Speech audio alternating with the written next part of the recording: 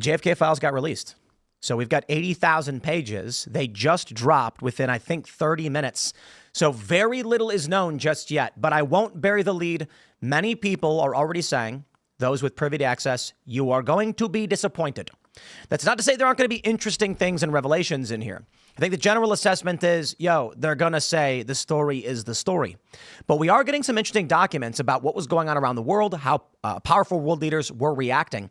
And there is some new information, so we can give you a little bit as, again, the story has just dropped.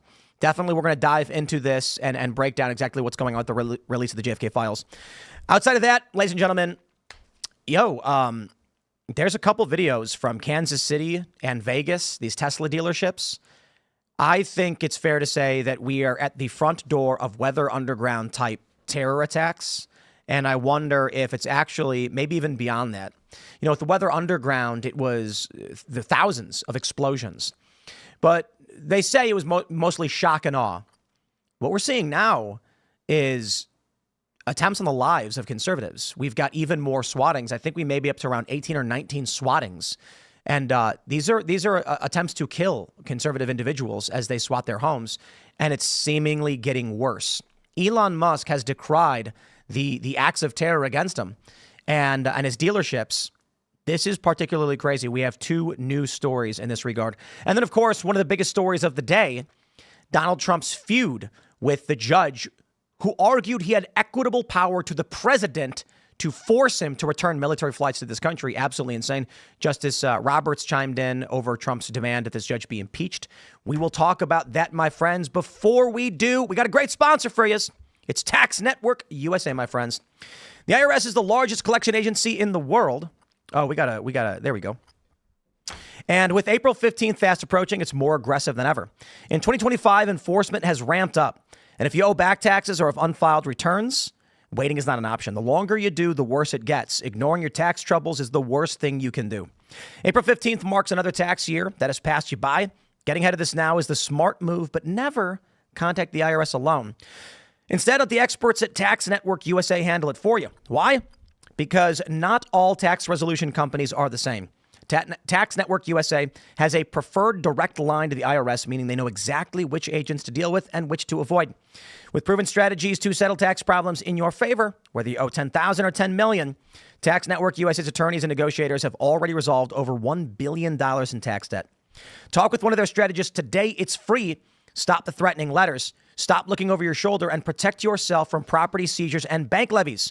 Don't let the IRS control your future. Call 1-800-958-1000 or visit tnusa.com/Tim. April 15th is just around the corner. Act now. And I do want to add, I got some friends and I recommended Tax Network USA to them. So that was before they sponsored the show. So shout out to Tax Network USA for sponsoring the show. Also, we got Cast Brew Coffee. Have you ever wondered what the best cup of coffee in the world tastes like? Well, wonder no more. Simply buy some Appalachian Nights. You can argue Graphene Dream is better, but unfortunately, it's still sold out. We are working as hard as we can to get it back in stock. But check out Appalachian Nights at castbrew.com. Stand your grounds. And in memory of our deceased friend, Mr. Bocus, you can pick up a bag of Focus with Mr. Bocus Espresso Roast. Very great. And don't forget to join Rumble Premium. This morning, I am proud to announce with the new Rumble lineup that we've launched, the Timcast daily news show at rumble.com/Timcast was the #1 live stream in the country in the noon slot. So it is an honor and a privilege. Steven Crowder was #1. Basically, everybody was #1 for their time slot. It's looking like tomorrow when the rankings come out, I think more than half of the top 10 live streams in the country will be on Rumble, which is nuts. They have become the premier video podcasting and live platform. If you use promo code TIM10, you can watch our Green Room podcast. These are behind the scenes. It's amazing stuff. Yesterday was really funny. We're not going to have one up tonight, but definitely check out yesterday's Green Room with Eleazar Perez, because it's basically me just in a fervent rant about woke video games. And I can't say too much more because it might get us banned. But you know what I mean. It's comedy. It's not really that bad. Check it out. Don't forget to also smash that like button. Share the show with everyone you know. Joining us tonight to talk about this and so much more is Amber Duke. Hey guys, I'm Amber Duke. I'm the senior editor for the Daily Caller and the co-host of Rising at the Hill, as well as free media at Reason. While you're at it, check out the YouTube channel Ask America with Edgar. He's the official DEI hire of the Daily Caller. I promise you won't regret it. Hi. Libby's here. How's it going? I'm Libby. I'm here. I'm Libby Emmons with the Post Millennial and HumanEvents.com. Glad to be here. Glad to be here with you, Amber. Hello, everybody. My name is Phil Labonte. I'm the lead singer of the heavy metal band All That Remains. I'm an anti-communist and a counter-revolutionary. Let's go. Here's the huge news from the Post Millennial. 80,000 pages of files on JFK's assassination. Trump said those looking at the files have a lot of reading to do. Indeed, they do. We have a couple of these documents pulled up. Around 80,000 pages of files having to do with the assassination of JFK have been released by the Trump administration, as President Trump said he would do so on Monday. So thank you, Mr. President. When he announced the release on Monday, he said that those looking at the files have a lot of reading. As he visited the JFK Center, there were 1,123 new entries for the files of the National Archives, with many entries having multiple pages. Now, the Daily Mail has already done a quick assessment. This is fascinating. Some news outlets, within the span of a half an hour, I'm assuming they get 100 people in their newsroom and they say, you take page 1, you take page 2, you take page 3, and they all go through it and then say, tell me what you find. So we already have a general idea. 1, nothing incriminating. You're not going to find any grassy knoll stuff, so the rumors say. I mean, we're still going to wait for a deeper assessment of this. The Daily Mail says JFK assassination files 15 huge bombshells, including secret Jackie letter and missing conspiracy footage. Interesting. Jackie's letters to LBJ. You've got Miami CIA files, Cuban assassins records, New Orleans paramilitary agents. I got one document that I think I actually still have pulled up. And this is like, look, we went as fast as we can. And I'm not a historian of the JFK assassination. But this is a document pulled up from the JFK files making reference that Cuban diplomatic missions abroad started to go on high alert in fears. Now, you got to understand, Cuba, communist, Cold War. Assassination of JFK, and there were some serious fears. But I'm wondering if the journalists in the room, if you guys have heard anything, if your newsrooms have pulled anything. I know there were some rumors that you were mentioning or some things people might have seen. Yeah, nothing major yet. We ran the files through Grok, which is the AI tool at X, and this is how it summed it up, which is that the files provide a lot more detail on Oswald's movements before the assassination attempt, particularly a trip he took to Mexico City 6 weeks before the assassination, where he met with Soviet and Cuban leaders at their embassies. But otherwise, it says no major conspiracy breakthrough. If you're looking for that bombshell moment, you're probably not going to find it in these documents. Austin Peterson has a tweet out looking through the files that says, so far, what I'm reading is it appears if they had been withheld in part due to the discussion of national security secrets here. And as you kind of go through and click on random pages, you'll see a lot about fighting communism in Cuba and the Soviet Union. And so a lot of it is actually related to foreign policy of JFK's administration rather than specifically the assassination. Yeah, I don't imagine that this is going to satisfy the people that are, you know, the second shooter people or the conspiracy people that think that it was CIA that did the assassination or whatever. This clearly, if I understand correctly so far, obviously I haven't had time to go through it myself, but it doesn't have the things that people were hoping to have. Maybe. Well, I mean, everybody was really hoping that there would be a document and they would download the document and it would say there were 2 shooters and the CIA did it. Or maybe we have Everybody this wanted document that. right now from the archives. Ladies and gentlemen, in one of the documents I have, there is a sentence saying that the CIA was responsible. Now, hold on. Let me read it for you. This is document number 104-10170-10145. You can find it in the archives. It's just, I'm going to read it. I don't know what it is because this stuff just came out. Memorandum, subject, Ramparts, John Garrett Underhill Jr., Samuel George Cummings, and Interarmco. 1. Ramparts of June 1967, Volume 5, Number 12, pages 28 to 29, contains the following passage about subjects. Quote, the day after the assassination, Gary Underhill left Washington in a hurry. Late in the evening, he showed up at the home of friends in New Jersey who was very agitated. A small clique within the CIA was responsible for the assassination, he confided, and he was afraid for his life and probably would have to leave the country. Less than 6 months later, Underhill was found shot to death in his Washington apartment. The coroner ruled it a suicide. J. Garrett Underhill had been an intelligence agent during World War II and was a recognized authority on limited warfare and small arms. A researcher and writer on military affairs, he was on a first-name basis with many of the top brass in the Pentagon. He was also on intimate terms with a number of high-ranking CIA officials. He was one of the agency's people who performed special assignments. At one time, he had been a friend of Samuel Cummings of Interamco, the arms broker that numbers among its customers the CIA and, ironically, Klein's Sporting Goods of Chicago. Okay, from whence the mail order Carcano allegedly was purchased by Oswald. The friends whom Underhill visited say he was sober but badly shook. They say he attributed the Kennedy murder to a CIA clique which was carrying on a lucrative racket in gun running, narcotics, and other contraband, and manipulating political intrigue to serve its own ends. Kennedy supposedly got wind that something was going on and was killed before he could blow the whistle on it. Although the friends had always known Underhill to be perfectly rational and objective, they at first didn't take his account seriously. I think the main reason was, explains the husband, that we couldn't believe the CIA could contain a corrupt element every bit as ruthless and more efficient as the mafia. The verdict of suicide in Underhill's death is by no means convincing. His body was found by a writing collaborator, Asher Burns, to the New Republic. He had been shot behind the left ear, and an automatic pistol was under his left side. Odd, says Brines, because Underhill was right-handed. Brines thinks the pistol was fitted with a silencer, and occupants of the apartment building could not recall hearing a shot. Underhill obviously had been dead several days. Gary Underhill's chilling story is hardly implausible. As a spy apparatus, the CIA is honeycombed with self-contained cliques operating without any real central control. A check of agency records has yielded the following information about John Garrett Underhill. Now, there is more. He's a date of birth 7 August 1915. This is, I'm not entirely sure what this document is. Again, this just could be someone, I don't know, pulling an excerpt from a fictional story. Who knows? Until we can actually break this down and figure out why this document is in the JFK files, I want to stress this. I want you guys to, here, watch. We'll pull it up. Grab this. Here's archive.gov from National Archives. Here's the file. I'm clicking it right now. And this is the file in question that we just read, where they tell the story of a man who apparently, I'm assuming he's a real guy, unless the archives include a fictional tale of intrigue.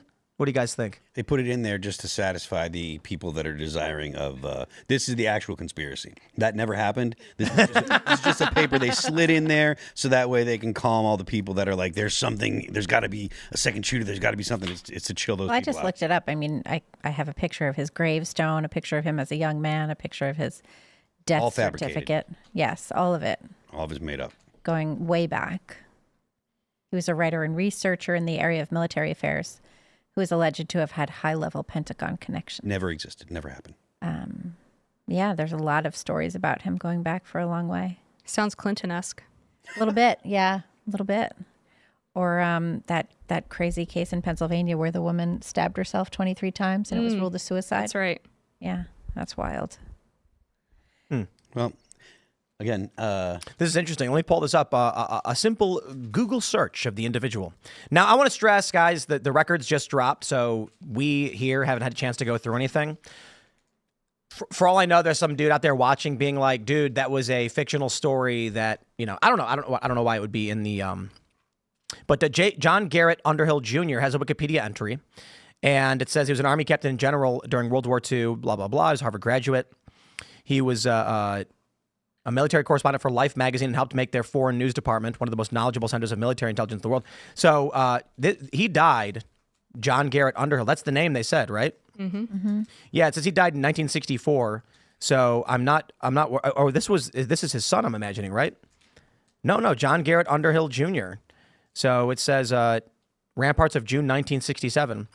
I wonder what year they're claiming that. I don't know.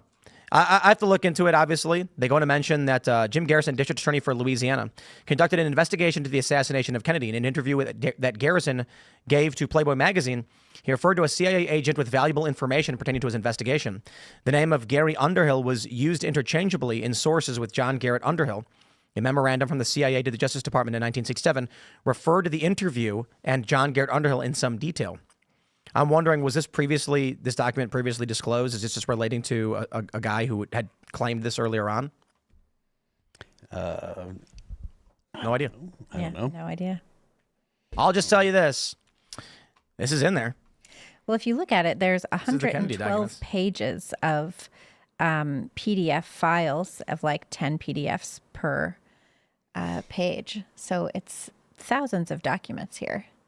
And then each one, I mean, any document you open, it could be, 20 pages. Here's one, this is 18 pages. Here's one that's 16 pages, 21 pages. So it's a lot of pages to read through. And what's interesting to me is this is basically what everybody asked for, the release of these files.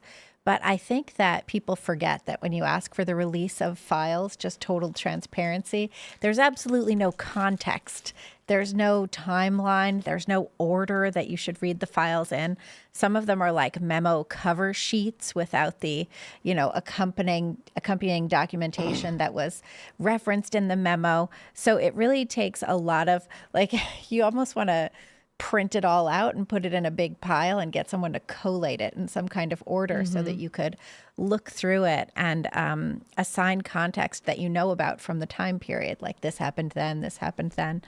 But just in a big dump like this is like multiple different people's files. Everyone's doing different areas of research, and there was no through line given. We just know some facts, and now there's all of this information, and you don't know how to assign the information to the existing story. It makes it a lot more difficult to understand even what you have in your hands. You also don't know if it really is all of the files, because when we got the 2017 dump, there were about 3,000 records at the time. And then in February, just a month ago, they found an additional 2,400 that had been basically misclassified, and they were unrecognized as pertaining to the JFK assassination. So I don't think it's unreasonable to think that there could be other files floating around that are classified the wrong way and therefore not contained in this massive dump. Well, that's like with the Epstein files, right? So Exactly. they thought they had a whole bunch of files, and then it turns out that there's boxes more files that are unmarked, unclassified. I mean, for whatever reason, Tim. I'm just saying, are we going to get any of that? I don't think we're ever going to get the don't think Epstein so. stuff. I don't think it exists. Yeah, I think that it's too analog, too old, too Not- destroyed. Epstein stuff? Yeah. No, I think the Epstein stuff is likely a powerful, wealthy guy said, for the love of all that is holy, I will pay you any amount of money to destroy that so I don't go to prison. We already learned that government agencies destroy documents all the time on purpose. Indeed. Yeah, like with knowledge. It's document destroying day, everyone. Get the burn bags. Right. Yeah. Well, yeah, they were talking about burn bags just the other day. Yeah. I mean, I assume that the references to the burn bags the other day have nothing to do with either Epstein or with. No, I think it's just standard procedure. Yeah, I think that the government likes to have as little accountability as possible, and I think that people can pish posh that or whatever that, but it's clear the government likes to classify things to avoid accountability. They overclassify things. This is something you hear over and over when it comes to people that either were in Congress or people that were in the bureaucracy. It's normal for the government to overclassify things because that prevents them from being on the hook for having to answer things. So whether if things are classified or whether they're burning them to destroy things or whatever, the less accountability the government has, the better they like it. Yeah, plus, I mean, you don't want to end up on a edition of Hoarders, government hoarders. You ever see Hoarders? Yes, but I'm just making a joke. Nowadays there's not really landing.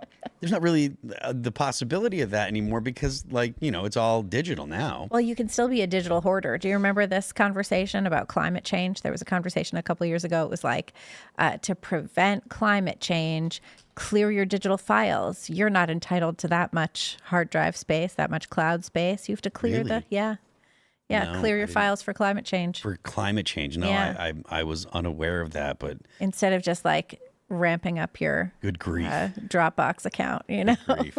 or whatever it is. Yeah, I've never heard of digital hoarding. Digital hoarding, that's a I know thing. people that I know dudes that are in the music industry that have the hard drives of everything that they've ever produced or everything they've ever worked on. They they don't ever get rid of things and stuff. But But I think that when it comes to the federal government, it should be normal for them to keep documents and they should be accessible with a FOIA request or whatever, because the federal government should be, and I understand that this is a little pie in the sky probably, but they should be accountable to the American people. And if there's a FOIA request and the American people want to see information, they should have access to it. They're spending our money. They're supposed to be serving us.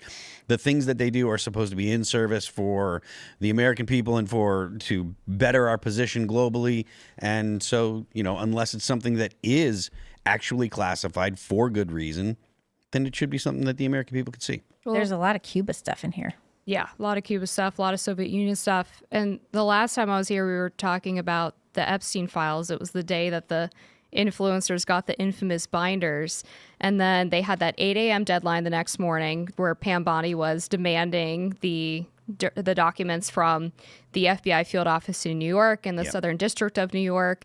Now she claims she has a quote-unquote truckload of documents, but it's been 2 weeks since that deadline passed, and we haven't heard any update about when they're actually supposed to be released, if at all. I think that the desire for this administration to provide an answer to the people that voted, hoping for information about these things, I think that they're being in a hurry to answer them and have something for them has put them in bad positions, because maybe the information that people are expecting doesn't actually exist. Maybe the government isn't going to be able to produce it for them. So they've been out over their skis multiple times about this. You never want to overpromise and underdeliver. Yeah, and that's something that has happened multiple times, and now there's a lot of people that are going like, "Oh, Trump tricked you again. Trump tricked you again," and it's like, maybe the stuff wasn't, maybe he shouldn't have said what he said, and maybe the information just isn't there. Like we were talking about the Epstein stuff. I think that it's likely gone. It probably was gone a long time ago. People are saying sham Bondi and scam Bondi. Yeah, and I mean, look, they probably have a point. They shouldn't have made, like you said, they should not have made promises that they couldn't deliver on. And she shouldn't have marched into that room with the influencers and dropped off the binder without consulting with the rest of the administration. I mean, there were a lot of reports, and I don't usually put much stock into mainstream media reports about palace intrigue type stories, but this is consistent with what I've heard, which is that people were not happy within the administration about how the attorney general handled that situation, and they felt like it made them look like idiots. Well, in both of these cases, what should have happened is there should have been a release of the files concurrent with a press conference, right, where the administration detailed what they discovered in the files. So, for example, with the JFK thing, Pam Bondi should have had a press conference. Anna Paulina Luna should have been there. She's been all over this, and they should have said, in our looking through these files, these are a few things that we found that people might think is interesting. We did not find any backup for these conspiracy theories or whatever else, but they should have taken the time to go through them themselves.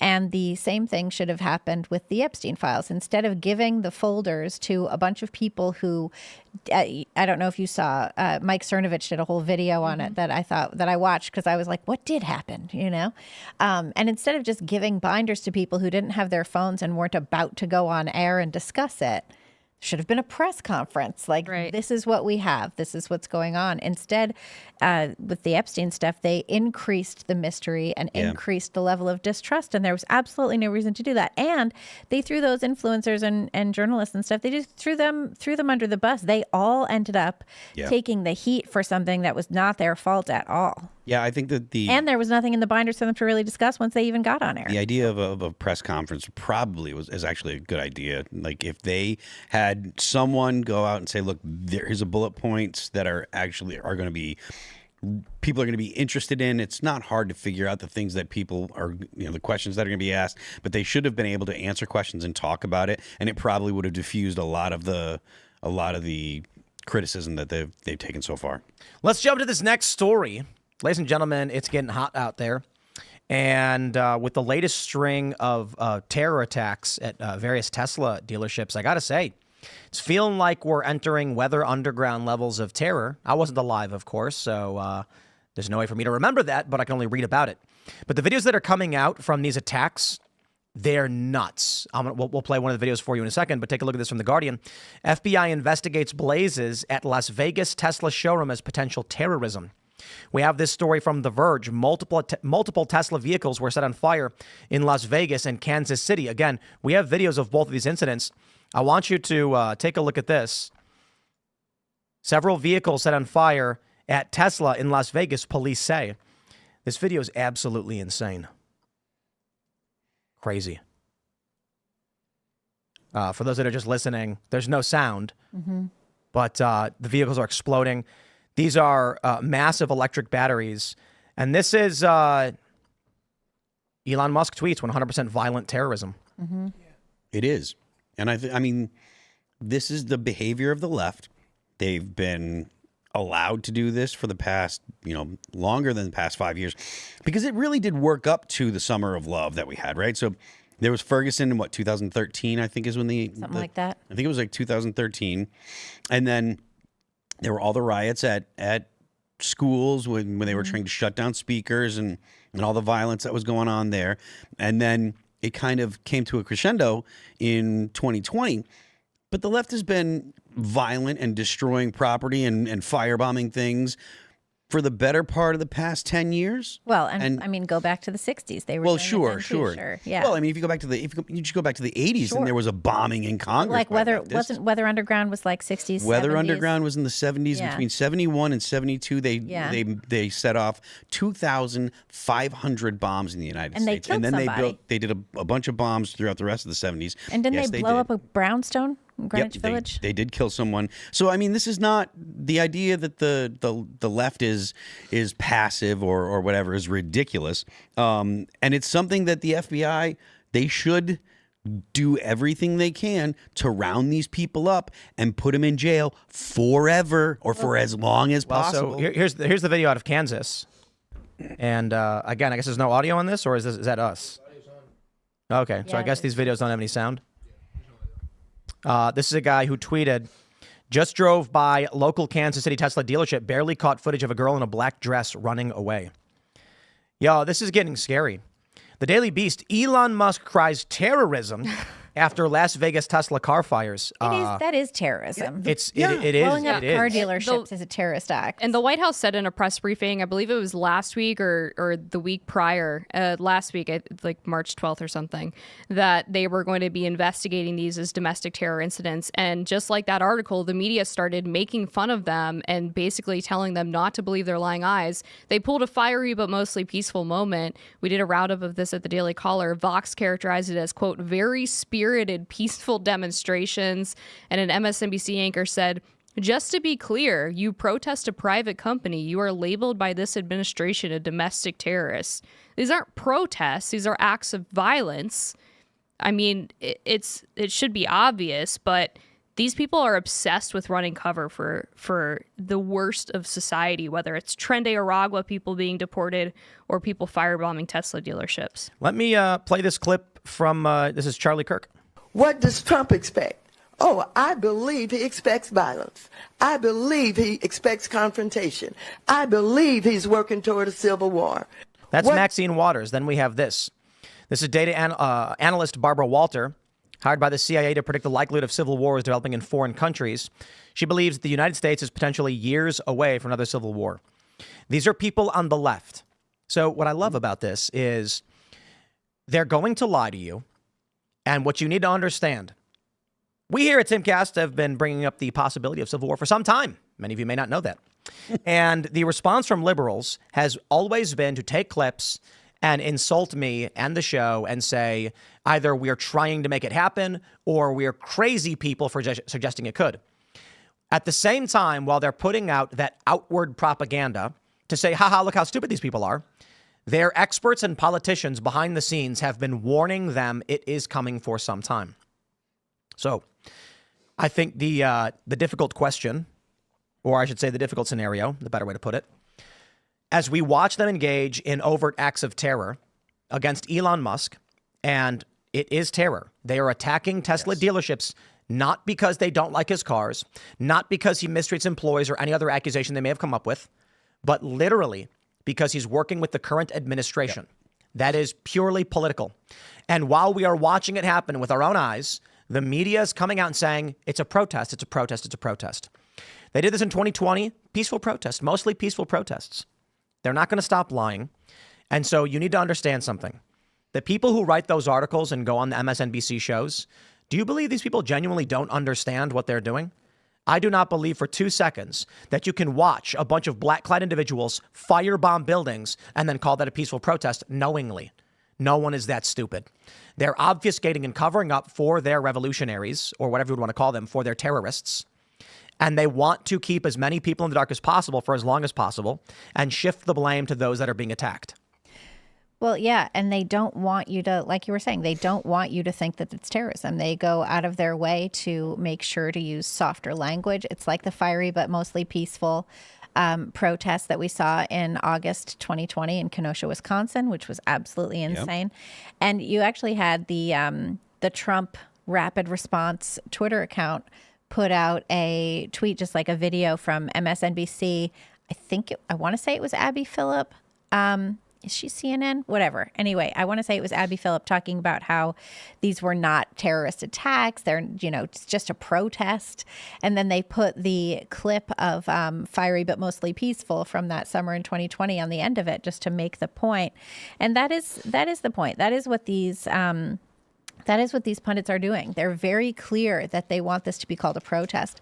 And I don't know how you guys deal with it at Daily Caller, but I think a lot of times when we're running stories about protests or whatever, we're careful if you're occupying a building and beating up janitors at Columbia University, we're not calling you protesters. No. Yeah. I mean, no, we don't sanitize our language. We call things what they are, which is the role of alternative and conservative media, because it should be the role mainstream, of media it should be, but it's not. So you have to have the alternative to present people with factual information. And one of the other things that I've been sort of tracking in relation to these Tesla attacks is when you had like one or two, you think, okay, is this just a handful of crazy people who really hate Elon Musk? But it's becoming clear that this is organized. They have a hashtag for it. There's actually a website, which I won't name because I don't want people to go to it, where they're not only listing addresses of Tesla dealerships and Doge employees, but now they're even including private Tesla owners. Yep. So just random Americans who own a Tesla. And if you drive around the DC area, you will see people, they've started putting bumper stickers on the back of their Tesla that say, I bought this before I knew Elon Musk is crazy. And that's a signal to their buddies. Hey, don't torch my car. I think what was before the show, we were mentioning that Rudyard Lynch was wrong. Yep. He told us, he came on the show, what was it, November or something? I want to say November, yeah. November, and he said that he has a standing bet with somebody, $1,000, that by April, 1,000 people will be dead for political reasons. So far, I think the number may be in 20s or so political deaths in the past 4 months. So we say he's wrong. He's completely wrong. Now, the terrifying thing is, with only about, 13 days until April, when he made this prediction, we are looking at extreme acts of terror at Tesla dealerships. And then I think about what Eric Prince told me when I asked him if he thought, based on all the things that he had seen, this is the guy he's the private military contractor guy, right? Yes. I said, after all the things he's seen, does he think the U.S. could go into one of these collapses, civil wars or otherwise? And he said the one thing that everybody in the business will tell you is that it happens overnight. One day everything's normal. The next day there's no internet, there's no electricity, there's no garbage service, the water's not running. And most people think there's going to be a slow buildup. But I'll add on top of that, with all due respect to Mary Morgan, we're big fans, but she is young. She's 24. She's 24, right? Anyway, yes. Host of Pop Culture Crisis, shout out. And she said she's in the nothing ever happens camp. And I was just like, I thought about that. When Donald Trump descended from that escalator, something happened. Mm-hmm. And for most of us, we're all older, you guys are older than me, it was like, holy crap, what? Like nothing happening is politician in suit argues with politician in suit. The joke that Futurama made was Jim Johnson and John Jimson or whatever, clones of each other, were debating, but they agreed on everything.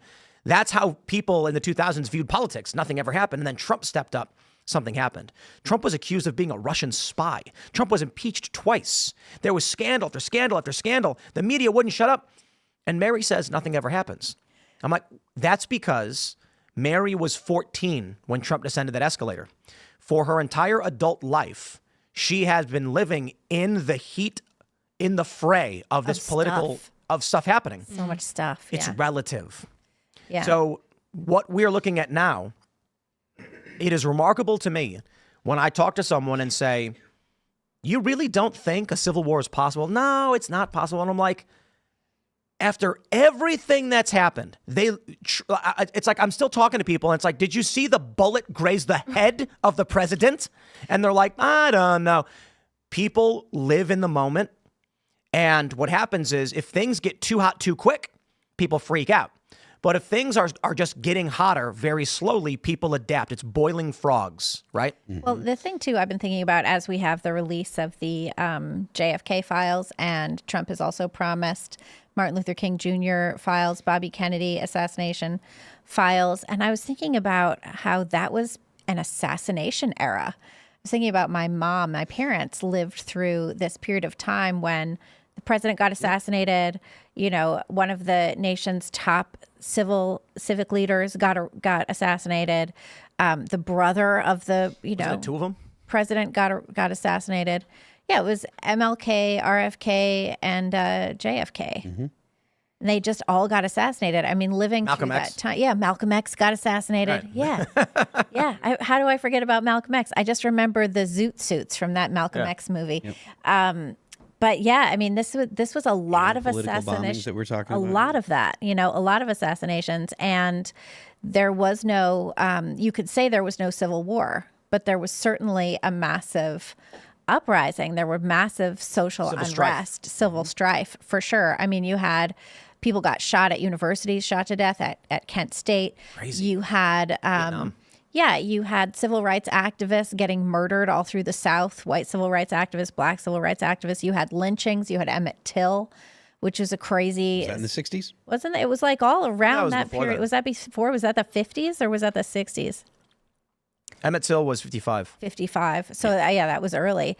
But during that period of time, you had lynching. Certainly, it was crazy. You had KKK burning crosses. Right. I don't know where this all goes. I'm just saying that it is worse now than it was last year. Mm-hmm. It's worse now than it was in 2020. Yes. That when you had it depends. Why? Because that was contained. Well, I would say it depends on how you frame things, right? The thing about 2020 is you have this quote unquote pandemic. I'm sorry. Let me rephrase that. What I mean to say is quote unquote pandemic lockdown. The systems of governance where they said we're going to mandate all these different policies. I believe there was a pandemic. I'm arguing from the government side. That led to people protesting en masse across the country and some of the worst riots we've seen in a long time. The reason why I say it's worse now is that riots are riots, and you lock people in their homes for several months, and their brains are going to boil, and you're going to get riots, and riots sometimes happen, and those riots were bad. What we're looking at is 2 assassination attempts on the front runner for the presidency who eventually won, a bullet that grazed his head, and now terroristic targeting of not just Tesla dealerships, but I think we're looking at almost 20 prominent personalities in media supporting the president have been targeted with swatting calls. Mm-hmm. In the summer of love, the government... You also had the assassination of a healthcare executive. Yeah. That's right. Yeah. In the summer of love, you had... Them, right? 2 of them? There was a lower level one attempted. That was attempted. That's right. Like 2 weeks ago. Yeah. Yeah. Oregon. So in 2020, you had riots, and they were really bad. And then in Seattle and stuff, you got the autonomous zones, really crazy. Today, you are getting leftists directly targeting perceived political opponents. Mm-hmm. So riots in general are people running around screaming, smashing things. That's their own cities. I was talking to somebody, and I was debating civil war with them, and it was on the show. I can't remember what show it was probably last year. And they said, that's insane. I go outside, nobody's talking about civil war. Right? Who do you think is going to fight a civil war? If I go outside, nobody cares. And I said, do you think people in 1862 in Atlanta walked out of their houses, looked at their neighbor and said, are you a Yank? I'll fight you. No, they were all Southerners. They walked outside and said, who's talking about civil war? The fight was on the front lines in Pennsylvania or in Maryland, in West Virginia. It wasn't in next door. Well, or people don't understand that when we are talking about escalation of civil war, whether it could happen, I don't know. I'm not saying it will. The difference between 5 years ago and today is the direct targeting of political opponents with extreme violence and attempted murder. Well, and you also have for decades, well, maybe not decades, but you certainly have for years, the Democrat politicians calling for this very thing. You had Maxine Waters during the first Trump administration saying, call out Trump officials where you see them. Sarah Sanders was forced out of a Waffle House at one point. You had, what was it? Hakeem Jeffries was recently talking about, we're going to take this fight to the streets. Yep. You have a lot, like that's a standard rhetorical practice of Democrats, is that we're going to have street violence. Also, everyone forgets about the attempted assassination of multiple Republican members of Congress with the Alexandria baseball shooting. Right. Yeah. In the Supreme Court, there was a guy who went to kill Brett Kavanaugh. Right. Let me pull up this story. This is from the San Francisco Chronicle. Police arrest person in Bay Area. Viral video suspected of keying Tesla in Costco parking lot. I love how they say suspected, and here's a picture of him doing it. Right. You know what's fascinating to me is that Tesla vehicles have, do I have another one of these? Yeah, so we have this terror suspect was filmed engaged in an anti-Tesla attack in Dallas-Fort Worth. The FBI is looking for any information to bring him to justice. They're saying to call the FBI field office. Do these people not know that Tesla vehicles are covered in cameras? So what we're seeing, which I think is terrifying, I don't really care if someone gets their car keyed. You know, nobody gets hurt. It's damage. You go to jail for it. I think isn't this guy being charged with a felony? Mm-hmm. He's being charged with felony destruction or something like that. Felony vandalism, something like that. Is that what it is? Arrested person keying was prompting a response to the city's mayor.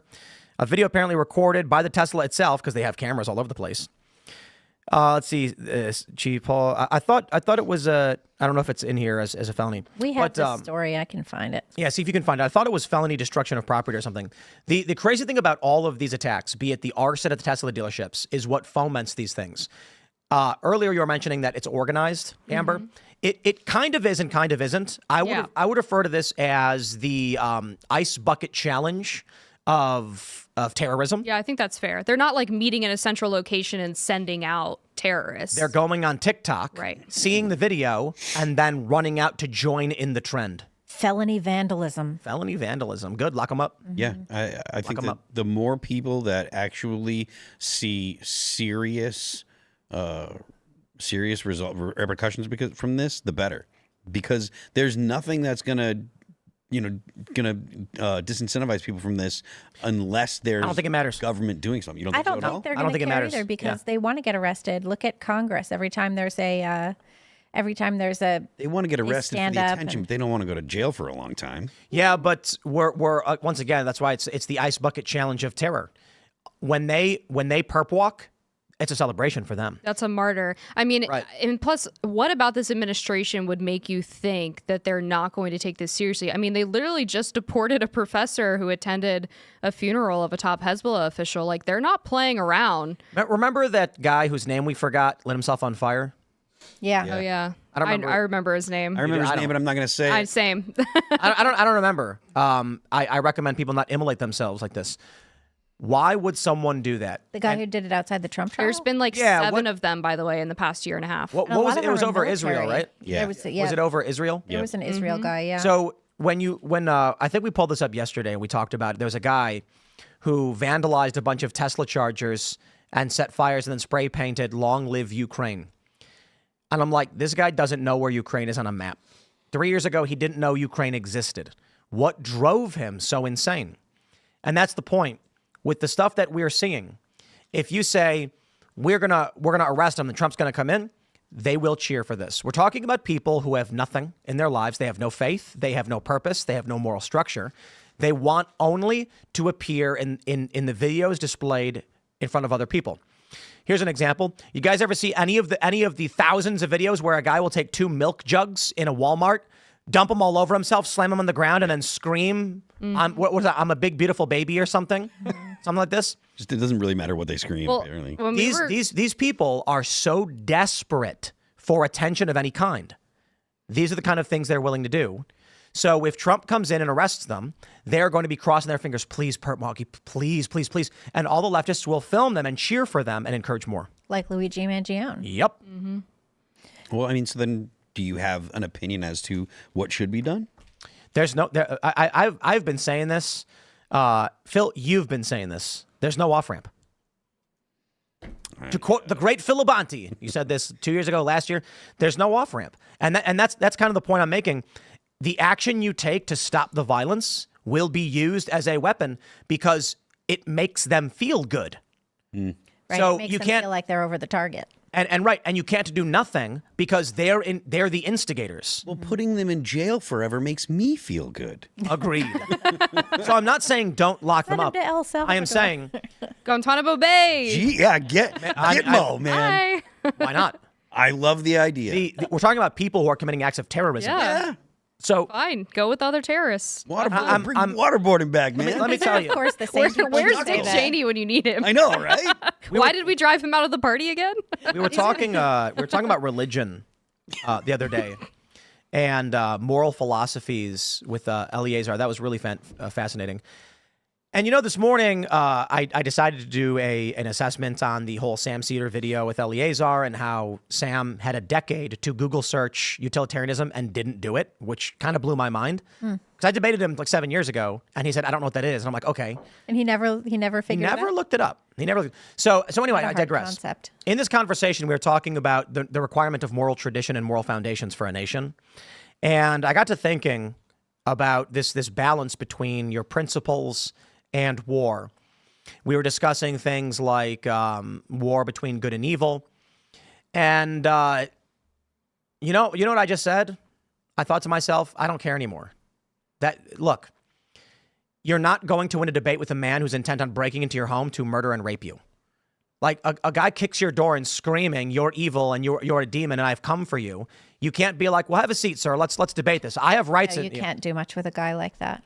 But we're dealing with a left that is burning down Tesla facilities, shooting guns into Tesla vehicles. These are people who have previously taken over parts of cities. What debate do we think we're going to win with these people? And it's incredibly ironic, by the way, because that same group of people does subscribe, at least vocally, to the theory that you can talk people down from committing acts of violence, because this is the group of people that wants to send social workers along with police officers Right, to restorative respond to justice. people who are having mental health crises and are likely to turn violent, and then they make the situation worse. I'm not sure if they even believe that it's going to that it actually is going to work. I think that they just don't want to see police doing things. They don't want to tell people no. Maybe. They don't want to have the police. I've want sat the on a police show to with enforce some the law. people who are actually dumb enough to think that that's real. They do want police, though. When something happens to them, they want police. Yeah, right there's away. a viral video from I think 2018 was the Seattle cops Antifa attacked a guy. He was backing away from them. He didn't fight them, and the cops grabbed him and arrested him and apologized to Antifa. And I kept telling these conservatives, like, why are you back in the blue? Like, in where you live, maybe, but not in Seattle. These are all Democrat-appointed guys. And then it wasn't until COVID lockdowns that people on the right started stepping on the thin blue line flag and saying, Right. screw this. Well, there was because this crazy story we covered at the Daily Caller of this FBI agent, I believe he was. I'd have to double check my work on that, but he was fired under the Biden administration because he refused to execute a search warrant against Patriot Front because they were trying to basically up their stats on hate crimes. And Patriot Front went to this protest of like Drag Queen Story Hour or something and didn't engage in any acts of violence, were totally peaceful. But the Biden administration nonetheless fabricated the details in the search warrant. The search warrant itself actually just got released today through a court order because this guy sued. And they just made things up and gave it to the FBI agents and said, you need to go execute this and arrest these members of Patriot Front. And the guy said, no, this is bogus. And they canned him. Yeah, I feel like I've heard that story. But I mean, look, I have very little problem with rounding these people up and throwing them in jail. And I don't, whether or not there is going to be a positive result for the nation by doing that, I'm less concerned. I just want to see these people punished for being the garbage that they are. I would say that I would feel sort of differently about the whole thing if you didn't have leftist pundits, commentators, and politicians backing the, arsonists, I want to put them agitators. in jail too. Yeah, but like that's the thing that I find really troubling. It's not just that there's this undercurrent of violence, it's that it's being actually boosted and encouraged by the leaders on that side. Yeah, I mean, it's just because so there's an argument that The leader of the Democrat Party, Bill Burr. Right. there's an argument that the left doesn't happened to believe in Bill anything Burr? except for power, and that kind of that's really demonstrated by things like the left making all kinds of excuses, leftist judges saying, oh, we're not going to punish this person, or time served for people on the left, and extremely strict sentences for people on the right. So I have a question for you guys. Let's say that they capture somebody who is just about to light a Molotov outside a Tesla dealership. What do you do with a person like that? Prison? Well, you read them their Miranda rights and you charge them with attempted. You don't read them the Miranda rights. Of course you do. There's If no you investigation if happening. You arrest them. Nope. Only if there's an investigation happening and you need to question them. If you arrest someone, Nope. they get Mirandized. That is not correct. Yeah. Nope. Yeah. That is not correct. I'm pretty sure. Miranda rights are only if the police are investigating something and they're required to ask you questions. If the cop witnesses you engage in the action, Well, sure. If they do that, yeah. So, But if they almost- drag you in, they have to tell you that you have the right to remain silent and have an attorney. if you are being questioned. Sure. So at 99% of crimes where the cops arrest you as you're engaging, like you get to a bar fight, you're not getting Mirandized. Well, if you're at a riot, you're not getting Mirandized. But outside of that point, it's funny because I really want to bring that up because liberals always, when they're getting arrested, yell, "I have not been read my rights," which means literally nothing. But what I'm thinking of is, in the event we capture these people who have committed domestic terror, in all seriousness, we can say lock them up, Guantanamo, whatever you want to say. But what do you actually do with these people? Can they be reformed? Can they be rehabilitated? Is there a certain amount of time where they will see the error of their ways? I don't know if they will see the error of their ways. Can you re-educate them? I don't know that Re-education? works. I don't think it does. I don't want to get sent to a re-education camp if suddenly it's the other side in charge. I don't think the re-education But that's works. the issue. That's the question of war. Hassan wants you in a re-education camp. Oh, for sure. Right. Yeah. And now the funny thing is, there's nothing they can educate you on because they have no coherent understanding of the world. I mean, for the love of all that is holy, Sam Cedar had 7 years to Google one word and he didn't do it. And he got humiliated by Eleazar in this video. It was so bad, he's getting interviewed by the corporate press asking him why it went so poorly. And his response was, I wanted him to hang himself. I wanted him to just talk so he could expose himself. And it's like, my dude, he asked you and he didn't know. So these people can't re-educate you if they don't even know what these basic words mean. But that being said, I think we could properly re-educate these people. I am not saying we should because I don't know that they can be rehabilitated. I'm saying some people lack the cognitive ability to understand the information you present them. They don't re-educate, they demoralize. Yeah. Yeah. But so in all seriousness, we arrest them, we put them in prison for long periods of time, and then what? History tells us that people of deviant or amoral persuasions do not rehabilitate. You put them in prison, they don't change. Well, because they don't want to give up their belief system. That's their belief system. But and their belief system is literally just a chaotic, destructive force. Yes. So then the question is, prison for life for terrorists? Well, you should bring back three strikes laws for sure. Well, we did have prison for life for the terrorists of the 9/11, right? They're still at Guantanamo Bay, and they haven't been prosecuted because their attorneys successfully claimed that their rights were violated. So they haven't been prosecuted, and they were almost set free and returned to, whatever hellhole they came from. But the Biden administration, under pressure, put a stop to it. I was thinking about the gulags and how communists like to say maybe after breaking rocks for a few years, you might come to change your mind. And the communist strategy is not to actually re-educate as if you're lacking information. It's to torture to the point where you beg them, I will do anything you say. Please make it stop. Right. This is what communists have historically done. And when it comes to like the gulags and stuff, there were always like 10-year sentences of hard labor, and the other people in the gulag with you is who kept you in line, because there were so many people in the gulag. They didn't have enough guards to actually keep people in, so it was always based on random punishments, and so they would keep each other in line and stuff. And I don't see that that's a solution here in the U.S. I think that, I mean, I think that we should just toss them in jail and throw away the key, because you can't. That's not permanent. I mean, we're talking about Bill Burr. You're always going to have left. Right. My point is, Bill Burr. We are not talking about 10,000 people across the country. We are talking about potentially 10 million. We are talking about, when you see the arson against all of these Tesla dealerships, which again, I think it's like, 16 or some odd attacks. There's no organized body instructing them to go do it. It is the ice bucket challenge. Mm-hmm. They are going on TikTok. They are seeing people say do it, and they're going and doing it. Well, I think the only thing that you can do is charge people with crimes if they've committed crimes, put them through the legal system, put them through the proper, the appropriate punishment. And you can't lock people up because they disagree with you. If you are a crazy leftist and you're not committing violence, then that's your right to be a crazy leftist and not commit violence. Let's jump to the story from the Post Millennial.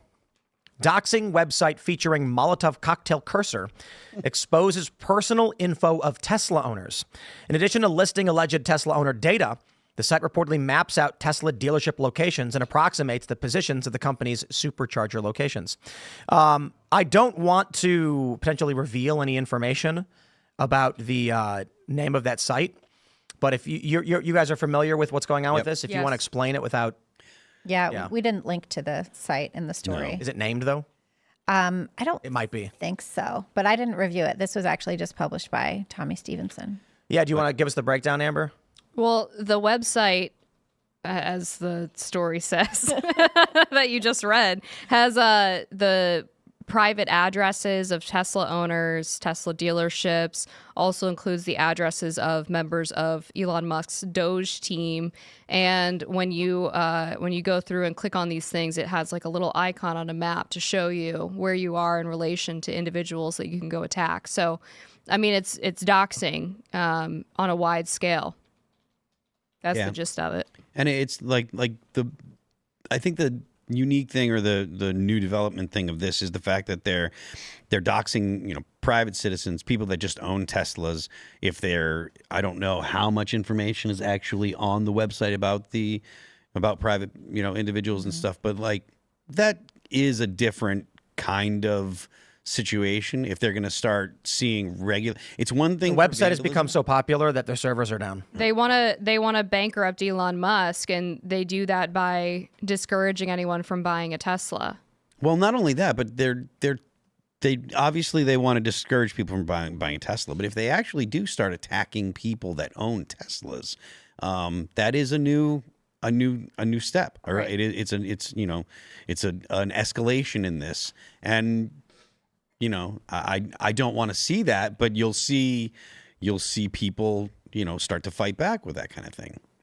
There was we saw Tesla owners being interviewed on the news with their identities shielded and covered, saying that they're keeping their Teslas in their garage and they don't want to drive it. But for most people, once you spend that much on a car, like, that's your car. Mm-hmm. So I have the website pulled up. I'm not going to show it, but it shows private cars. That's so crazy. Mm-hmm. It shows Tesla dealerships, charging stations, and private individuals' vehicles. There was a guy who holy crap, tried to blow up Tesla charging stations in South Carolina the other day with Molotov cocktails. He accidentally set himself on fire. Yeah. Shame. I know, really. Bummer. Mm-hmm. Well, I mean, seriously, guys, don't play with fire. You learn that when you're a little kid. Yeah. I mean, don't commit terrorism? Yeah. Wow, this is crazy. Although it's hard to actually point on it. Whoa.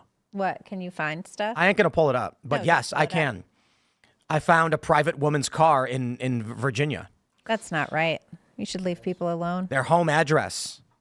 How did people get all this stuff? I have no idea. someone hacked something. This is crazy because this is right by us. Look up the car title somehow and then Yeah. link it to the address. Yeah. Or yeah, A lot of times, if I understand, it probably wouldn't be that hard. Emails, probably, phone numbers. It's probably public information, right? Yeah. For This is registration. crazy. The Daily Caller got doxxed by Antifa back in Oh, that's I right. want to say 2018 or 19. It was the first time I worked there. And they had our addresses, phone numbers, our parents' addresses and phone numbers. God. Like every address that we had ever lived at, all on this website, and were like promising to come kill us all. I was like, all right, come. See what happens. I mean, yeah. but no, you don't want people to come. No, Yeah, you don't I mean- want people And you don't want coming people to go to your parents' house. Yeah. Definitely not your wow. parents' house. My mom's. Yeah, I don't want my mom to have to No, deal with that. no, it's insane. I'm wondering how they got this information, to be honest, because it's all over the country. Again, for those that are just listening, I have the map pulled up. I'm looking at it. I can click on people's names, but I don't want. I'm not going to give out the information as to what the website is or how people find this because this is nuts. Yeah. Uh, But I mean, this. Again, this. Harkens You can back to search and view license plates on the Virginia Department of Motor Vehicles Yeah. website, and then but you have to type in the license plate number, don't you? yeah, but if they how do you they get- probably just have people like reporting license plates Yep. on the back of Teslas, Yep. and then they can Oh, that match would be the an license easy- plate number Yeah. to the name, and then you can easily look up someone's address if they own a property through home records. That's really scary. You could just look up. You could just look up through somebody's license plate. Yeah, that's mean- super Wow. terrifying. I'm gonna look up mine. I It's- don't remember off the top of my It's head. really, it's really bad. And if you want to see, if you want to see like, or if there is going to be some kind of civil conflict, attacking private citizens for owning the wrong kind of car, owning the wrong car. yeah, and that'll be something that'll set people. and off. these are all lefties who bought Teslas. And why isn't the government shutting this website down? I just want to pause real quick, and it doesn't look like the website has privacy protection. And I just pulled up its who is data. Oh, good. Oh, who is it? I don't know if I should say because, You want to dox the doxer? You don't want well, to I don't know if this is a service, but yeah, I don't know. It looks like it's a service. Well, Yep. they're- Yeah, it's a privacy provider. Okay. All right. So they do have domain privacy. Interesting. Interesting. Well, I mean, look, the fact that this stuff is got privacy from the FBI, and the FBI should. Well, here's the question: to the people who made this website, what do you do? Does the FBI arrest them? It's free speech, right? I don't think if these are doxing if is these are free public, speech, is it? it is. You are allowed to go out in public and hold up someone's address, phone number, social security number, all that. really. You're just not allowed to do it on X. You're not. Yeah, you're not. Private companies usually say, "Hey, don't do that." So, does the FBI say this is an intention case? This is not a speech issue. This is you compiling data for the purpose of targeting individuals with acts of terrorism. Actually, I would say this: the icon of the Molotov cocktail I was probably just about to say that. probably did it. Yeah. If it was It's what they tell people to do with the information. right. Another thing is, Oh no. I'm sorry. The website outright calls for people to commit crimes. There you go. Yeah, you can't do that. Yeah, it says if you're on the hunt for a Tesla to unleash your flare with a spray paint can, no map needed. You can use their right. Okay, so Cash and Dan should immediately just say to this American-based privacy provider, yeah, subpoena. Who is it? They're calling for criminal actions. yeah. I mean, I don't know that that'll stop people, but I think that they should definitely do that because, look, someone's going to get hurt. They also provide a link to a list of tools to get away with committing crimes. Oh, Really? What's that? What? I'm not going to say. Yeah, that just makes throw sense. these people in Yeah. jail. Pick them up, send the FBI, pick them up, right to jail. Right to jail. If you vandalize Tesla, believe it or not, right to jail.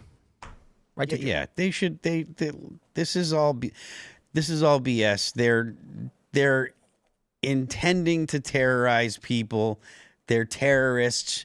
They should all be picked up and This is crazy, prosecuted under terrorism for terrorism for breaking whatever. They the gave a terror guy statute 20 years is. in prison for shaking a fence outside of the Capitol. Like, Yeah, throw him in jail. Let's go. Throw him in jail and throw the book at him. Well- This shouldn't even be a question. I will say I and my family are nowhere listed on any of this, so that's the first thing I checked. But I also want to stress, with all the swattings that are going on, we've been there, done that years ago. So our circumstances that pertain to swattings are dramatically different. As I mentioned this quite a bit, without going into great detail of our basic security parameters, the first and most obvious thing for anyone to understand, if you were a company, you're basically SWAT-proof. You can't SWAT an office building. Like, you can, but then there's going to be a private security contractor who already has a direct line to the cops. So what ends up happening is someone tries swatting a studio building, and the cops are going to call the private security contractor and say, "You guys all good over there?" And they go, "All good, bye." Click. Nothing happens. So for us, when it comes to stuff like this, there's not... I mean, obviously we have our security concerns, but for the most part, we are not in the same boat as your average conservative personality or Tesla owner. And, wow.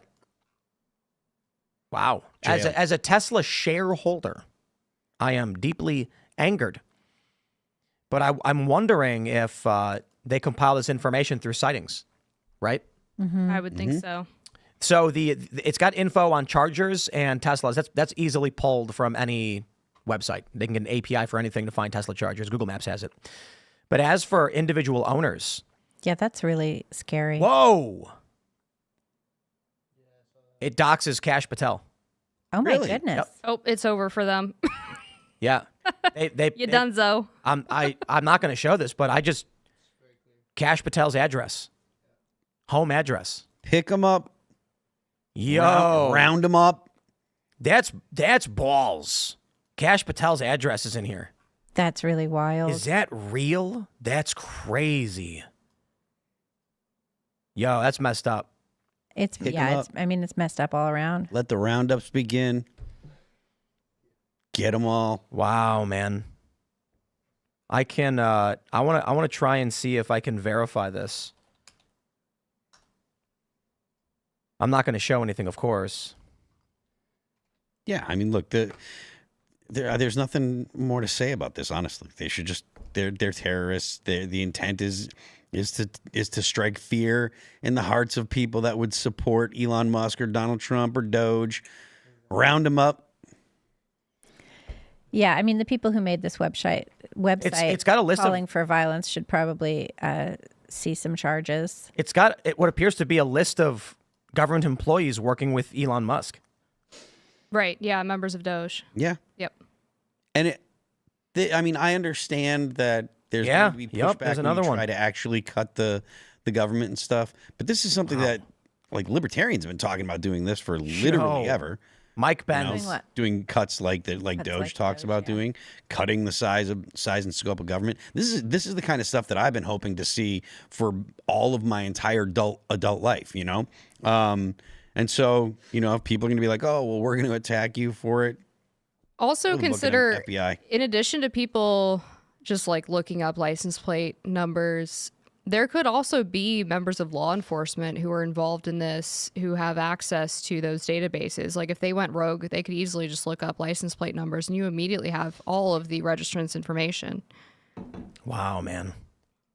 Mm-hmm. Kash Patel. Yo. Kash. You stop these guys. Apparently Mike That's Benz is on crazy. there too. Yeah. Well, I just saw that. Yeah. Maybe we shouldn't say the names of high-profile people who are on this list, so people don't go trying to find. But them. I want them to know so they shut it down. They should know for sure. Right. Yeah, they should know. Man, that's crazy. All right, well, we got two more stories to get to. Let's go to this big one first. From Newsweek, Trump demands impeachment of crooked judge. So this story is bubbling up. He's not the only one. Brandon Gill too. Brandon Gill called for the impeachment of the judge. Yeah, he filed. I think he filed some Legislation or legislative impeachment articles of impeachment. Yeah, for the judge. We are. Can I just? Phil? Is it okay if I say it? Can I? Yeah, go ahead. Civil War. we are dealing with judges that are trying to that have declared. This judge, he declared he has equitable power to President Trump. That's insane. Oh, that's nuts. And here's the question I asked in the morning on the morning show, guys. For those that are listening, if you served in the military, my question for you is this: Actually, let me pull up the post of Millennial because I know you guys got a picture of this here feller. Yeah, we do. And let me scroll down and find it. He's Hopefully also I can. like a Harvard guy. He's like a Harvard professor or something like that. Harvard guy, huh? And we also have the update from Justice Roberts. So I'm thinking of a different guy. There's a couple judges. here's my question for you guys. You're serving in the military. Yeah. So Donald Trump lands on Marine One, and security detail, they come out. Trump walks out, and he walks up to you, whatever your rank was, I don't care, and he says, "Listen, I'm giving you an order. I need this thing done now. Please go do it." In fact, he says to you, We've got a plane over there that we need prepped and ready to go. Call anyone you need to call to get it ready. We're going to have people coming in. I want you to get that plane ready now. Would you do it? Now, as they can answer in the comments, do you guys think that if Trump went to any military member just landing there, they had no idea was showing up, and he looked at some regular guy, maybe it's an NCO, and he said, "Get that plane ready. Call who you need to call. We need it ready in 1 hour." Do you think that person would say, "Yes, sir"? Yeah. Why wouldn't they? Now, what if Judge Boasberg arrived in a helicopter and got out in his judge robes and walked up to an NCO and says, "Get that plane ready to go. You have 1 hour." What do you think they're going to say? There is a significant They'd be like, possibility. what are you I talking actually think they're going to say, "Sir, you're in restricted grounds. Identify yourself." So that's what's crazy about the idea that this lower court judge in D.C. thinks he has more power than the president, or I'm sorry, equal power. He said equal. Well, that's the thing. They're co-equal branches of government, and yet the judges are behaving as if they are superior to the executive branch. And one of the things that I loved about Stephen Miller's interview on CNN about this issue was he brought up the fact that judges don't have the authority to stop troop movements or matters relating to foreign policy. That's at the discretion of the commander-in-chief. Once Trump invoked the authority under the Alien Enemies Act, that judge doesn't have any say over what happens next.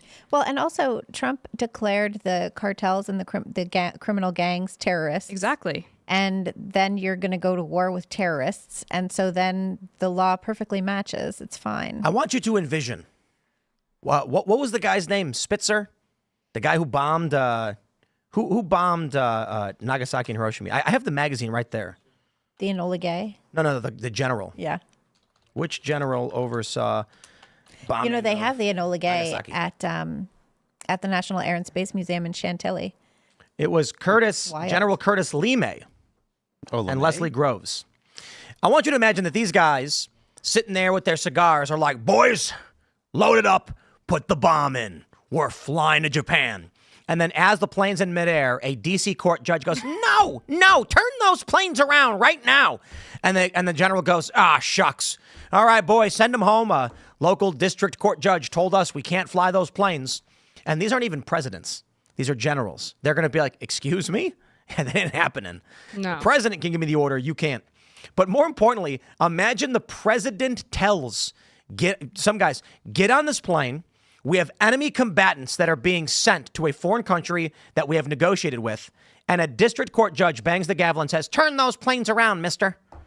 It's insane. Yeah, the judiciary is not supposed to interpose itself in between the president and the will of the people. Like the American people, and I said this last night, the American people elected the president. The president is the only person in the United States federal government that is elected by the whole of the body politic.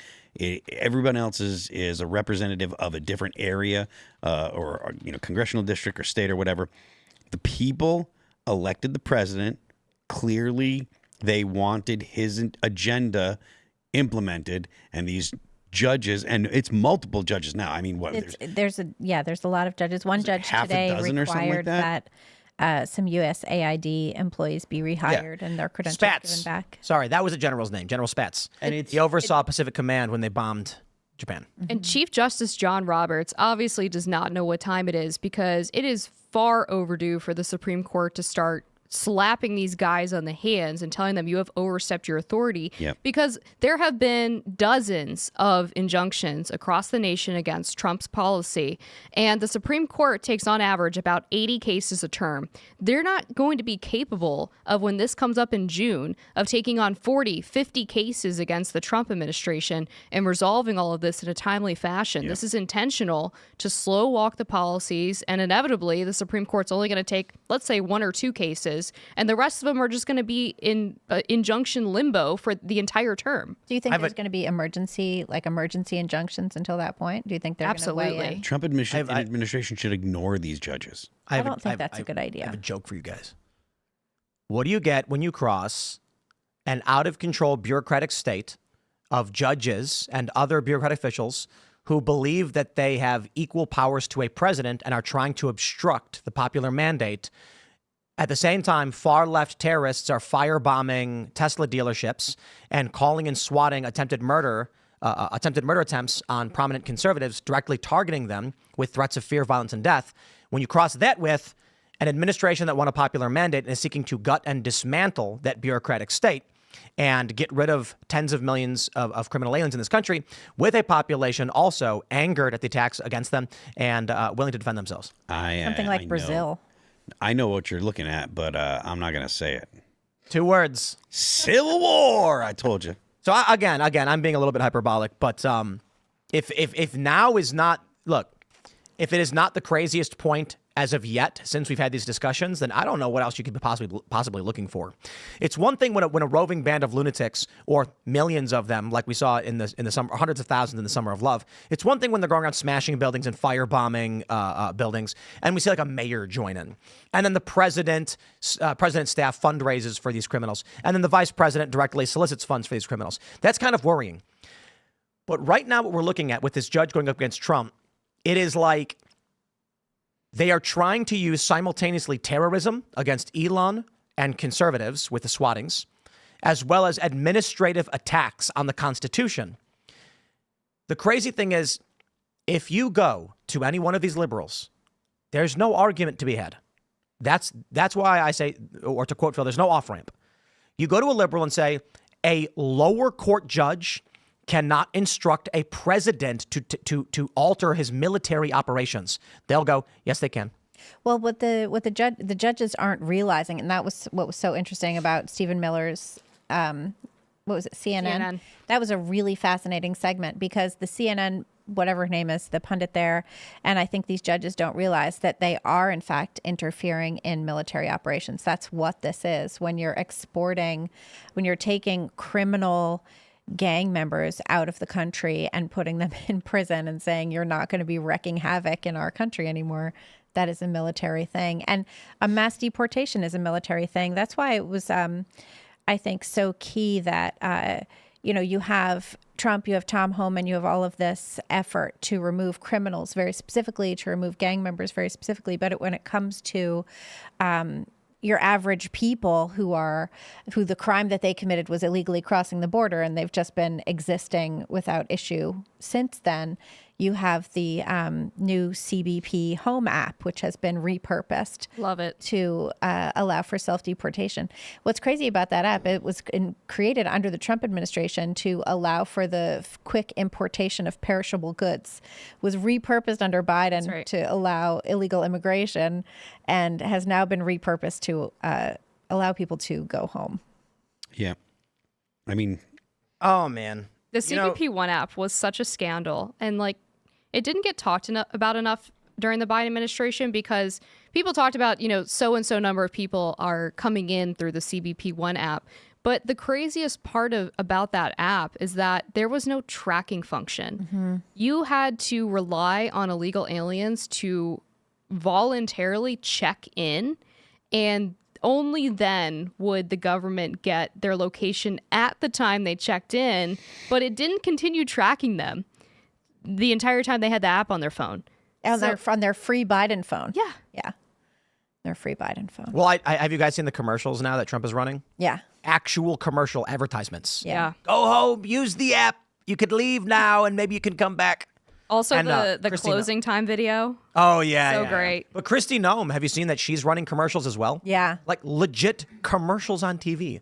Go home now and maybe you can come back legally. It's a public service announcement. Yeah. Well, I mean, I'm for it. But over these past several years, the conversations around the escalation of, let me pause and go back in time. I had a conversation in 2018 where a prominent DC Politico writer said, civil war is impossible in this country. You're stupid. The security state would have never allowed that to happen. Okay, well, here we are at the highest levels of government where Trump is directly going to war with the bureaucratic state. There is no security state anymore. There are two factions at the highest level trying to rip each other to shreds, and Trump didn't start it. They tried putting him in prison. They tried impeaching him twice. Here we are. I am kind of worried about where this ends up. I think we may see, as of right now, the most logical conclusion is going to be a high degree of terroristic insurgency from the far left, which may end up resulting in a more authoritarian right style of government, where you'll end up with security checkpoints, and you're going to end up with people likely on our side tolerating it. You know, it's fascinating when I see all these memes from libertarians where they're like, the interview I did with Donald Trump is going viral now because Trump started bombing Yemen. And Trump said, you don't need to do that. You can negotiate. I'm pretty sure that was well before they blocked the Red Sea and started bombing cargo ships with the help of the Iranian logistics. Correct. Not that I like that Trump is bombing the rebels, bombing the Houthis, but I also don't know. But I don't know what you do when global shipping containers are being bombed, when freighters are being bombed. But my point is, many of these people are now claiming that the right has become hypocritical because they are supporting things that a year ago they said they didn't want to support. And then once again, I just come back to I just don't care. Away with ye, weak-spined libertarians. I am not so naive. I understand. Let me put it this way. To avoid any doubt, Abraham Lincoln is the most popular president in history. When people are asked, poll after poll after poll says Abraham Lincoln's the most popular. And why is that? Because he held the Union together, I guess. He also suspended habeas corpus. Remember that? Yeah. Conscripted people. And he arrested the legislature in Maryland, large portions of it, because they were sympathetic to the Confederacy. Several people were arrested without charge or trial. And we celebrate that he did it all. So in the event that Donald Trump pulls a Lincoln and starts arresting far-left extremists, and we end up with a wartime president, I'm not a fan of any of these things, but I'm not so naive to be like, you just got to let the far left burn the country to the ground and let people invade. Well, when it comes to, I kind of agree with that. When it comes to the whole bombing the Houthis thing, it's kind of like the Barbary pirate situation, you know. And Thomas Jefferson went in there and he was like, "We're not going to take this anymore. We keep trying to negotiate with you so that you let our ships through, and now we're going to go to war with you." It was like a famous anti-interventionist, by the way. Famous about for that, yeah, exactly. So I think that there's certainly precedent to protect shipping lanes. And Trump We're is already responsible doing for them. Yeah. I mean, we have agreements with practically every country on those shipping routes that we are in charge of the security. And then Well, you had Trump saying that he was going to hold Iran accountable. And I think that makes sense as well. I have a question for the libertarians. Do we just stay out of it? Like, I'm not trying to be a dick. I'm like a literally honest question for the libertarians. When the Houthi rebels, there's an Iranian vessel providing logistics to Houthi rebels. They're effectively pulling their own version of piracy, where Iran says, we're not involved. We're just passing information along. Got nothing to do with it. And the Houthi rebels are attacking cargo vessels. Is the libertarian position we should just let them control the Red Sea and the Suez Canal and all that stuff? The libertarian position is if we stopped supporting Israel, that would mean that the Houthis would stop, which I think is insane. I don't Okay, well, think hold that would on. happen We're a either, few yeah. degrees separated, but I agree with you. That's what they'll I say. agree. So my response is, sure, indeed. Right now, would the response then be, in order to stop the Houthis from attacking the Red Sea, should we announce we are defunding Israel? No, that's weak. Yeah, no. No. I'm asking the libertarians. Do they genuinely believe that if we said we will no longer fund Israel, the Houthis would be like, okay, everybody, pack it in, we're going home? They believe that if we stop supporting Israel, then literally, I'm not kidding around, they believe that if we stop supporting Israel, Israel would end up getting taken over by the Palestinians, and they believe that would mean peace in the Middle East. But that's not going to stop the That attacks would- right now. I think it's crazy. It would no, also it's not. not That's stop what they'll say. That's what they'll say. It would also not stop the radical Islamists from coming for America Not at all. and Christians and Europe. No, not at Well, all. I don't know. But ladies and We'll just stop a gentlemen, minute. we have a media story to get into. Before we do, my friends, smash the like button if you haven't already, and share the show right now. In fact, we have about 95,000 concurrent viewers. It's a big show, and it's all Many. thanks to Rumble. Yeah. Yeah, this morning for the new Rumble lineup, if you guys haven't seen, 9, 10, 11, 12, 1, 2, 3, 4. We've got a full lineup of live shows in the morning on Rumble. And this morning, I think the first 4 or 5 shows were all the #1 streams, the largest live streams in the country for their time slots. So a Tim Pool morning show at rumble.com/Timcast had 65,000 on Rumble and 20,000 on YouTube, making it, even just with the Rumble stream alone, the largest live stream at the time in the country. So shout out to Rumble. This is we got really great stuff going on. And since we teamed up with Rumble and we are now simultaneously on YouTube and Rumble, 94,000, about 95,000 concurrent viewers. So it's been tremendous. I think Rumble's moving up. I think they are. And I think the fact that they have now consistently the top live streams makes them one of the leading platforms. I'm proud to work with them.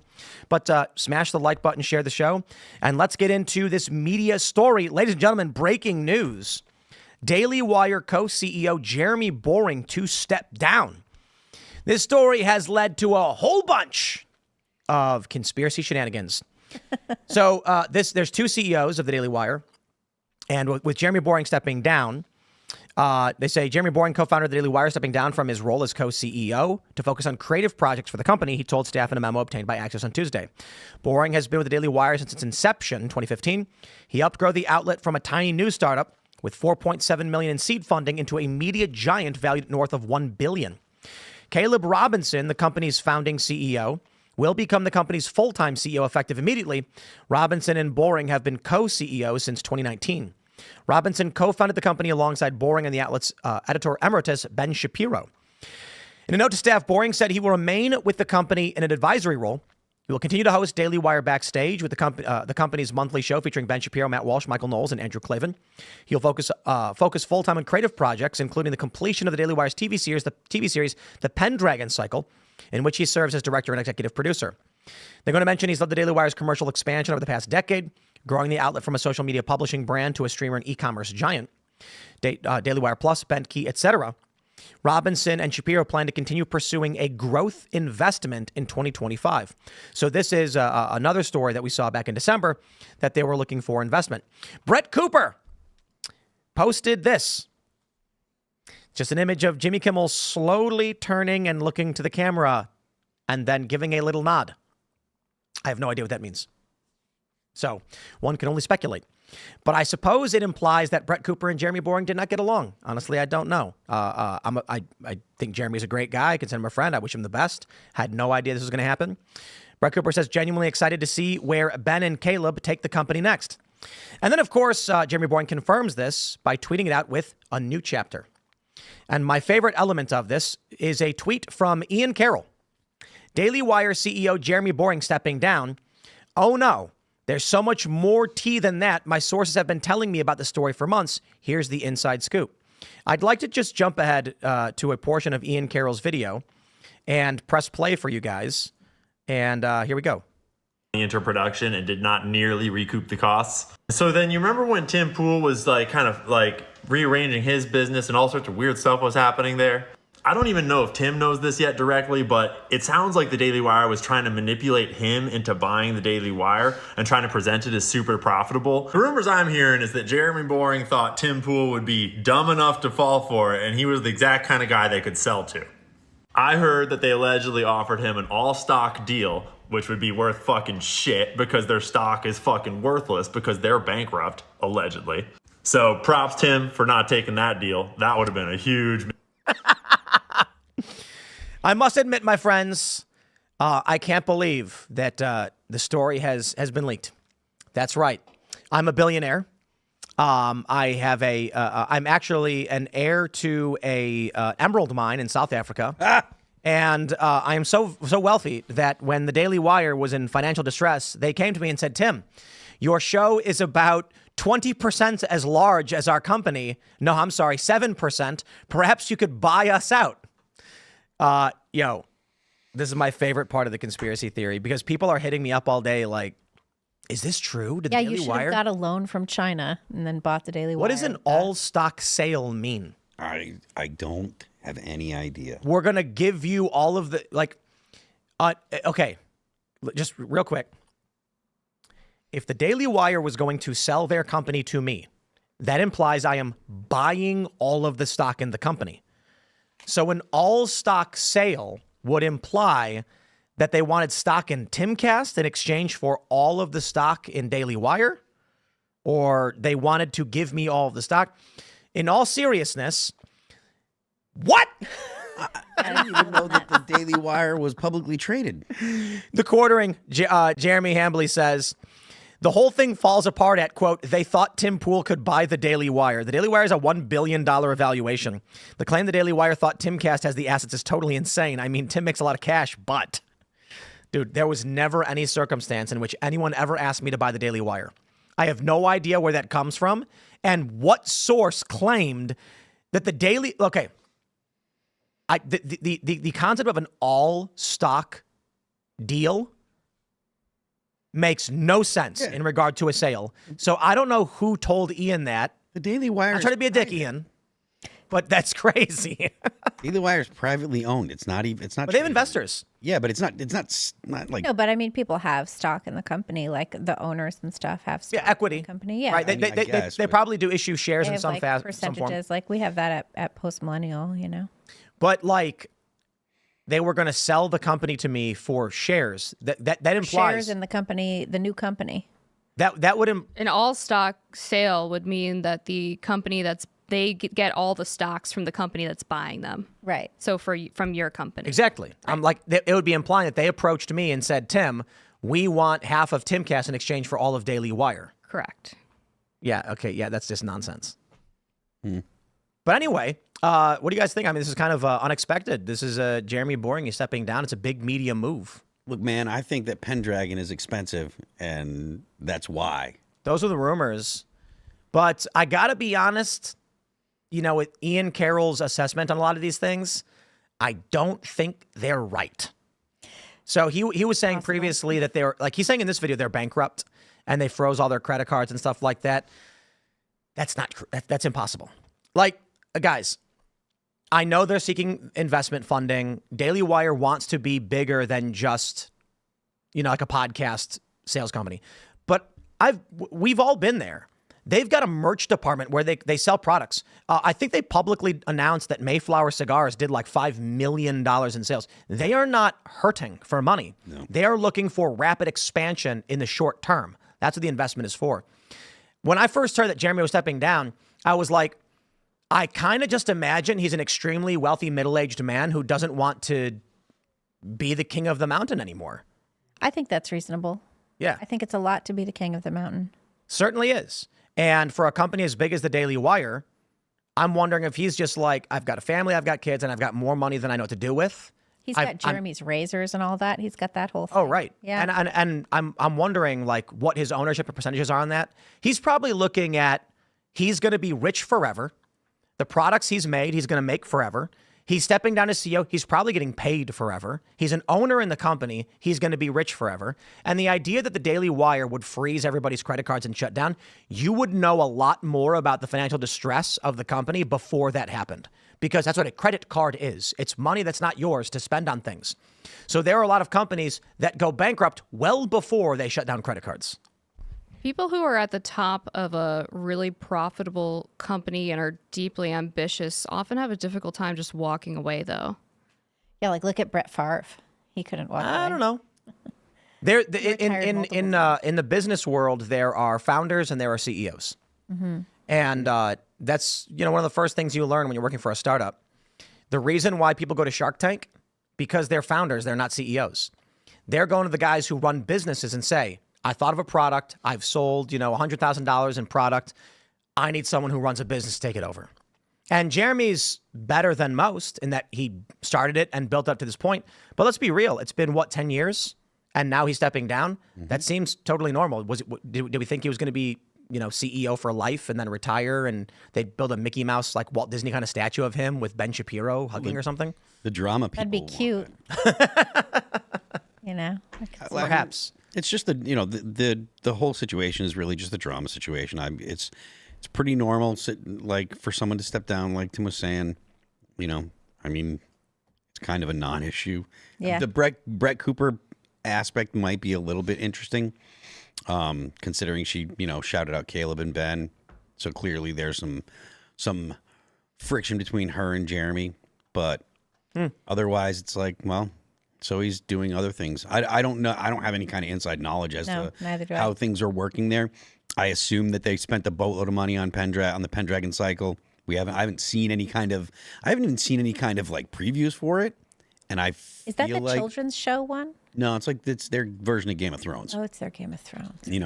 So Are they ever going to release the Snow White movie, or is that dead? I think that's dead. Yeah, what happened with that? I sort of liked that. I liked heard how that they basically forced Disney to return to some of the more traditional aspects of Snow White. Because of the rebooting of Disney by Disney doing the reshoots and stuff, I think that made the Daily Wire say, well, we're not going to do it because we got Disney to do what we wanted, so wait, that's what I hear. That they've abandoned Snow White?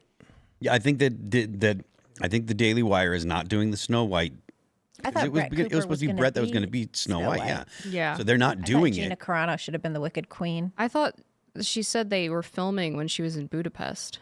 Yeah. I don't know, but she's not with him now, and I assume that it's not coming out. But the reason that, from what I understand, and this is not any kind of insider information or whatever, this is just what I've heard, is the reason that it's not coming out is because But it's not coming out?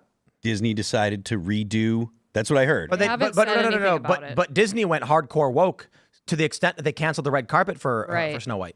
Well, there was a lot of pushback, but they did reverse reshoots. a bunch of things. Yeah, because it was supposed to be they didn't have the diversity dwarves anymore. Yeah, they got rid of the diversity dwarves. 7 companions, and they made actual dwarves, and they did a bunch of reshoots. And because of the reshoots, Daily Wire said, okay, they're not doing the woke Snow White. So as far as I know, it's still set for release this year. Is it? Yeah.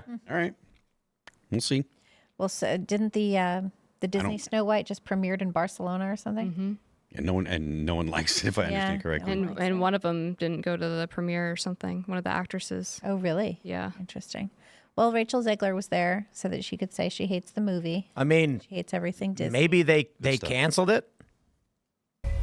Maybe the trailer is just. Once upon a time, in time a prince would come. Once upon a time, but now that time is gone. It looks like they made a lot of it. Don't know. This is not new, though. This is from 2023.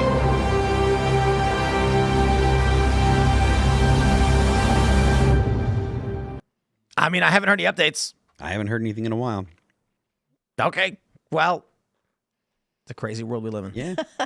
I mean, I love the original Snow White. I think. Yeah, and Rachel Zegler keeps taking dumps all over it. Yeah, she's wrong. I mean, the original Snow White movie is just terrific. She's a very, very modern feminist woman, and that is, wrong. But Well, I was a modern feminist before her, and it's still a killer film. Great movie. fair enough. Yeah. But It was the first animated film, right? Wasn't it? Yeah. might have been, yeah. And the thing too that's so great about that story and what got screwed up in the Rachel Zegler version from how she was talking about it. She was talking about it like there's no prince, there's no falling in love. It's just blind ambition because of how much power she could have. But that's the Wicked Queen's role. Yeah. The Wicked Queen's role is to be all about blind ambition, and the counter to that is Whenever the having love and caring about other things. Whenever the left tries to reboot or do a female as the strong type, they always turn them into a villain, right? So Snow White is, it's not about finding true love and blah, blah, blah. It's I'm going to be the most that I can. Well, that was exactly what the the evil queen or the witch or whatever it was. And they did the same thing with what is it, the Captain Marvel. She literally beat up she's super powered. A guy says to her, "You should smile" or something. So she beats him up and takes his clothes and his motorcycle. Robs him. Yeah, she was evil. So that's. And they wanted people to cheer for that. They wanted women to cheer for that. Because they're idiots. We're going to go to Super Chats and Rumble Rants. So smash that like button. Share the show with everyone. Did you guys know that if everybody was watching right now, because they're like 90-something, 94,000 people, if you all at once shared this video on X, it would be the #1 trend in the world? Just saying is all. But don't forget, we got that uncensored members-only call-in show coming up at 10, where you, as members of the Timcast Discord, call into the show and talk to us and our guests. It's a lot of fun. And not so family-friendly, but always fun and funny. Let's grab some of your chats. Shane H. Wilder says, congrats on being #1. Speaking of #1, tune in to PCC, Pop Culture Crisis, 2 p.m. tomorrow for episode 800. We're going to have fun. It will probably go off the rails. And I will be joining in. That's popculturecrisis.com, my friends. If you haven't already checked out Pop Culture Crisis with Mary Morgan and Brett Dasovic, you're missing out. Monday through Friday, 3 to 5. Alpha Turkey says, Phil is right. The issue is always the revolution. Also, Phil, you took my advice, and I see them triceps coming back. Thanks. Well, all right. Let's see what we have here. Stop the Stalking says, conspiracy theories exist because of what they don't want to find. Never what they hid. Hiding isn't necessary if you never find it. Like COVID. Hans1PK says, did you see page 45689? It tells us the truth of JFK. Come on, people. Understand radical transparency requires digging through the files, not as simple as a 3-page document. It just came out. Just came out. Right. All right. Buck Bolt says, Tim, why do you think we have not heard anything about Trump's Second Amendment executive order? The date of the response was over a week ago, and we got nothing. Why does it feel like us in the two-way are always forgot? I don't know. Because it's actually a small, dedicated group of people that care about the Second Amendment. I think the Second Amendment people have made tremendous victories for a long time. Yep. So that's why it's like, Our Sergeant says, Tim, I love you, but you are wrong. If you are getting arrested, you have to be Mirandized. If you are being detained, you do not. Wrong. You are incorrect. The purpose of reading the Miranda rights, you have the right to remain silent. Anything you can or anything you say or do will be used against you in a court of law. You have a right to attorney. If you cannot afford attorney, one will be appointed to you. And then I think it's do you understand the rights as they've been read to you? That is when police are conducting an investigation, meaning if they ask you any questions before you even read your rights, anything you say is inadmissible. If a police officer witnesses you committing a crime, there's no investigation to be had. They are the witness in court. They simply write down, I saw them do it. You don't need to say anything. This is why when people get arrested for DUIs and are drunk, they don't get Mirandized. So I'm sure there are a lot of cops that want to Mirandize people, and in the movies and TV shows, they show this, but this is not the case. And, so it's funny when this has actually come up quite a bit with all these protests, because there's one particular really viral moment from Occupy Wall Street where a woman is being arrested and she goes, I have not been read my rights. And she yells it several times. And the activist legal groups held meetings where they had to instruct the activists, you will not be read your rights. Do not yell this. And they had to explain to people not to do that because cops will not read you your rights. I also want to just point out to you, good sir, our sergeant, imagine a scenario like the arrests in Washington, D.C. at Trump's inauguration where they arrested, I think it was 250 people. They loaded them onto buses and took them to the station. Not a single one was Mirandized. How would they Mirandize hundreds of people at once? They don't do that.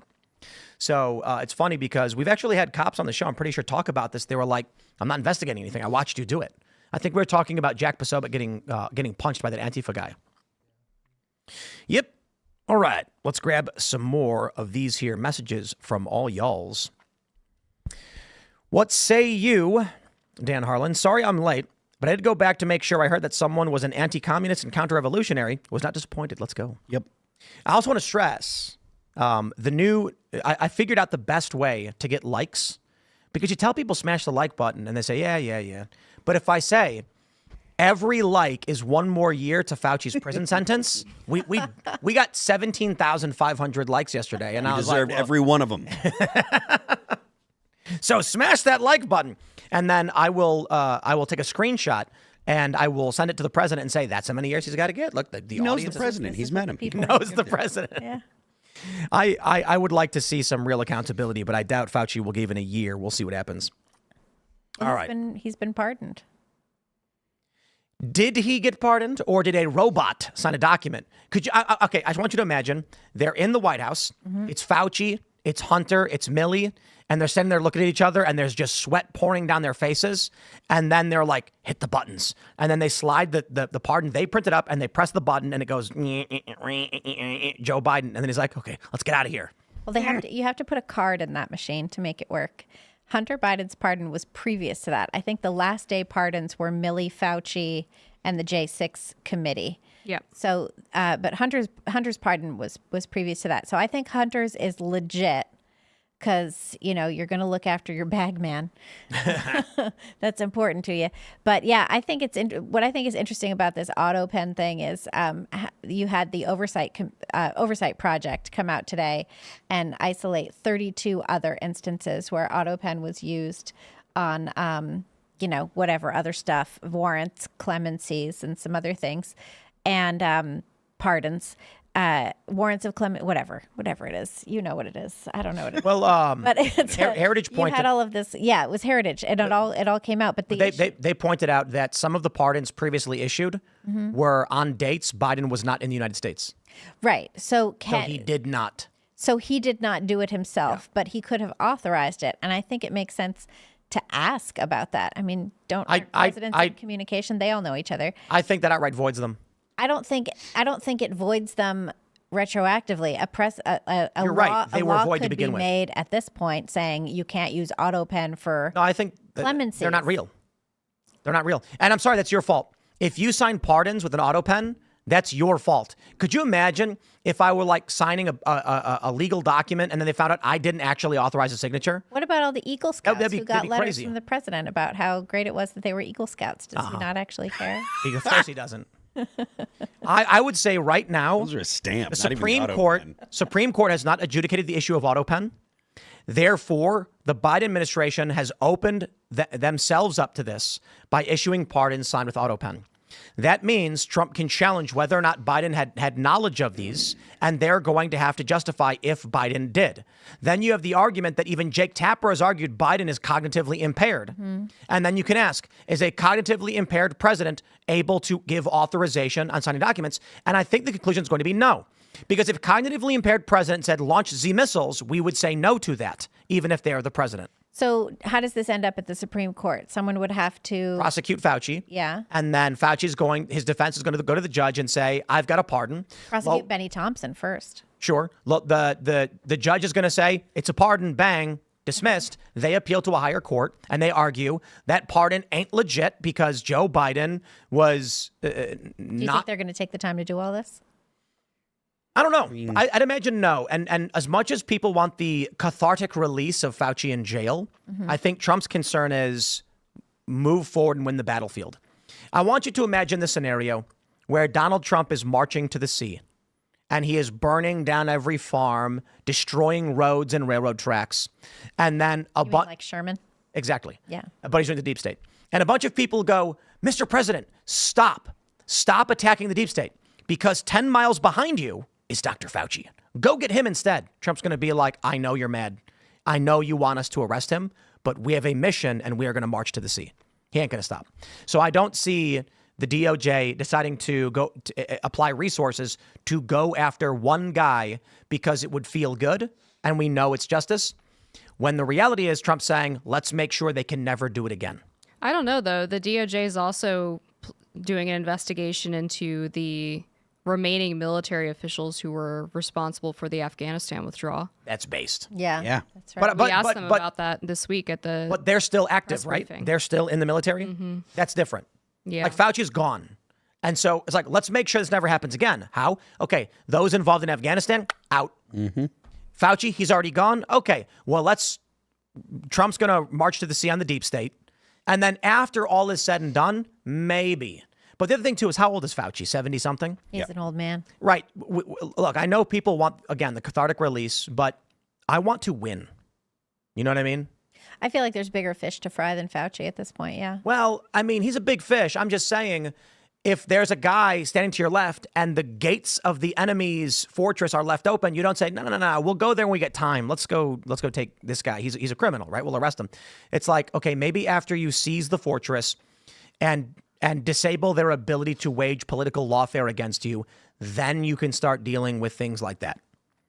I would rather see them go into the NIH and have like RFK Jr. start releasing documents first. Things like that, I think, are more important. Learn about what they were actually funding, what was going on. That'd be amazing. Yeah, that would be worthwhile. Let's grab some more.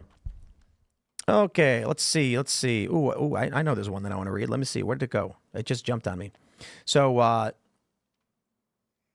The Real Hydro says, Tim, have you ever thought about naming the show Dunning-Kruger Effect? Well, I thought about it, but considering Ian's only on sometimes... And then he says, also, how are you not tired? You have a newborn. Uh-huh. That was an interesting question, as if to imply I have to be tired. I know. Not only do I have a newborn, but I skate every day for about an hour, and I get 7 hours of sleep. I time it. I have a sleep tracker, 2 of them. I do a morning show, and yeah, I'm not tired. Was up till about midnight last night because, baby. And then the baby woke us up, a couple times, but look, I don't feed the baby. I'm a guy. So I largely just sit there as the baby's mother. You're ill-equipped to feed the baby. Well, I've always been confused by this argument that I think it's a feminist thing that, like, if the mom isn't sleeping, then dad shouldn't be sleeping either. And it's like an indication that he's not doing enough. But don't you want at least one parent to be well rested? If I have you to have, say, I loved being up with my son at night, like when it was, because he would like wake up all through the night. And I was like, oh, this is my time. Nobody can mess with it. Like, But I'm just if dad has to go to work Right. and make the money, Dad needs to go to then sleep. mom has to get up Totally. and take care of the baby. If there's something going on, then fine. Like mom needs to sleep or whatever, fine. But most of the time, that's the way that it should work. Yeah. I have already explained to Allison, I don't know what anyone's been talking about. They always say like, oh, you're going to be woken up. What do you mean? Every night I go to bed and all that happens, I hear a chorus of beautiful angels singing all night. That's all it is. But no, I mean, the baby cries and I wake up and then Allison, who is the mom, will feed the child. I have no capability to do so. And then, I give her a pat on the shoulder and I go back to sleep and I wake up and I feel great. And then it could be, I think I figured it out. Maybe it's because I eat right and I exercise. It does help. I don't know. It's a big deal. When my son was an infant, I don't remember being tired all the time. I would like. Allison's tired. Yeah, That's the like hormones when so that you'll have another. He would sleep. Yeah, right. Your body forgets. And look, not for, I also remember him being absolutely perfect, never cried. See, exactly. That's biology. look. Well, good. I was going to say, that's why whenever Allison's like, oh, she woke me up at 4, I'm like, all I heard was angels singing, lulling me to a sweet, sweet sleep. And Allison, seeing as Allison takes care of the baby, Allison is entitled to take a nap with the baby during the day. Yes. I'm sure that That's the right thing to do. Yeah. Yeah. And then when I'm not working, I will, I've bottle fed baby. Mm-hmm. But we're trying not to do formula for the Video games with baby on the chest. But you don't have to. Yeah, I mean, tummy time. there's ways to make that work out. Well, yeah. Like obviously we have formula because you supplement with it, but we really want to make sure a baby has a proper nutritious meal. Mm-hmm. Proper. I don't like formula. RFK's looking into formula right now. I don't like formula either. Okay, what have we here? Dirtnap says, in the unlit Molotov scenario, you would be read your Miranda rights because it is a destructive device and illegal to possess without a tax stamp. Why would they read you your rights if they're not investigating you? You're literally holding the thing. I don't think people understand. The reason why you're Mirandized is because you have the right to remain silent. Anything you say or do can and will be used against you. They're telling you that because it started with the individual, it was a woman, right? It was a guy, something Miranda. Mm-hmm. And didn't know they had a right to remain silent or whatever. And then they were like, yeah, well, you should have told them and it's not fair. Everything he said is inadmissible. And they went, crap, he confessed. Okay, from this point forward, read them their rights. Therefore, everything they say after the fact is admissible. But I don't need your words to convict you if you're literally holding a Molotov cocktail in front of a Tesla dealership. I can literally be like, Your Honor, he was holding a Molotov cocktail and a lighter trying to light it in front of a Tesla dealership. He would say, okay, we have witness testimony from the cop. What say you? You going to lie about it? Whatever. Here's cameras. Anyway,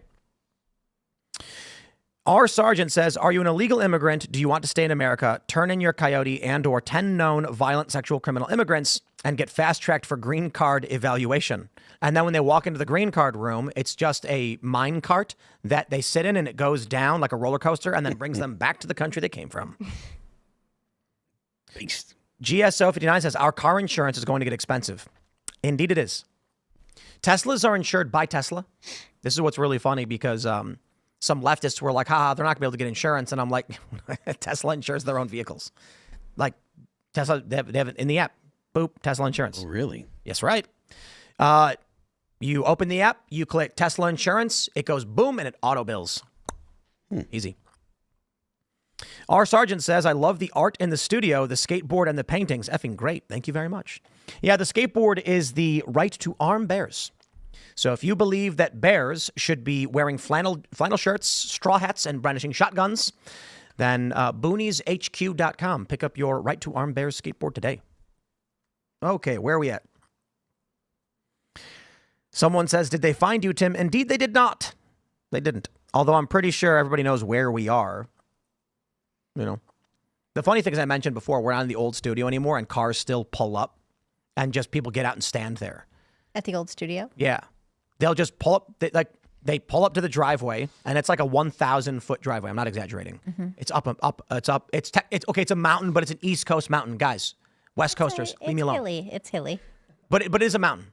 So these are the Blue Ridge Mountains. And then every time I say that, people from, Colorado, they cross their arms and look at me. And I'm like, you got big ones, whatever. Listen, they're older. They're older than those stupid Rockies. But they pull up and stop, and they get out of their car, and they just stand there staring for like 20 minutes. And I'm like, what are they doing? And they just stand there. The mountains over here are older than the Atlantic Ocean, too. Mm-hmm. Very really? old mountains. Yeah, the Appalachians actually go into Scotland. That's I true. went skiing And in the Norway, I believe, Appalachians. too. I had a great time. Probably. It was really fun. The Appalachian Trail, you can take a ship, go there, and then follow it in Scotland. really? And yeah, I think it goes into Norway, too. That's very It's cool. the International Appalachian Trail. Oh. Yeah, very cool. Cool indeed. All right, where are we at? David Smith says, Occam's razor may be a DMV employee, but most likely a Tesla employee at a service point where all the sales info comes across their desk with all the info. I actually think the public observation makes the most sense. They tell their people online, if you see a Tesla, write down the license plate, and then we'll put it on the website. That's the easiest way to do it. Yeah. Creepy. Yeah, that is creepy. Steven Sanders says, I wonder if they hacked into the Flock database, which is a license plate software that most agencies throughout the United States use to track vehicles. Beyblade says, please upvote.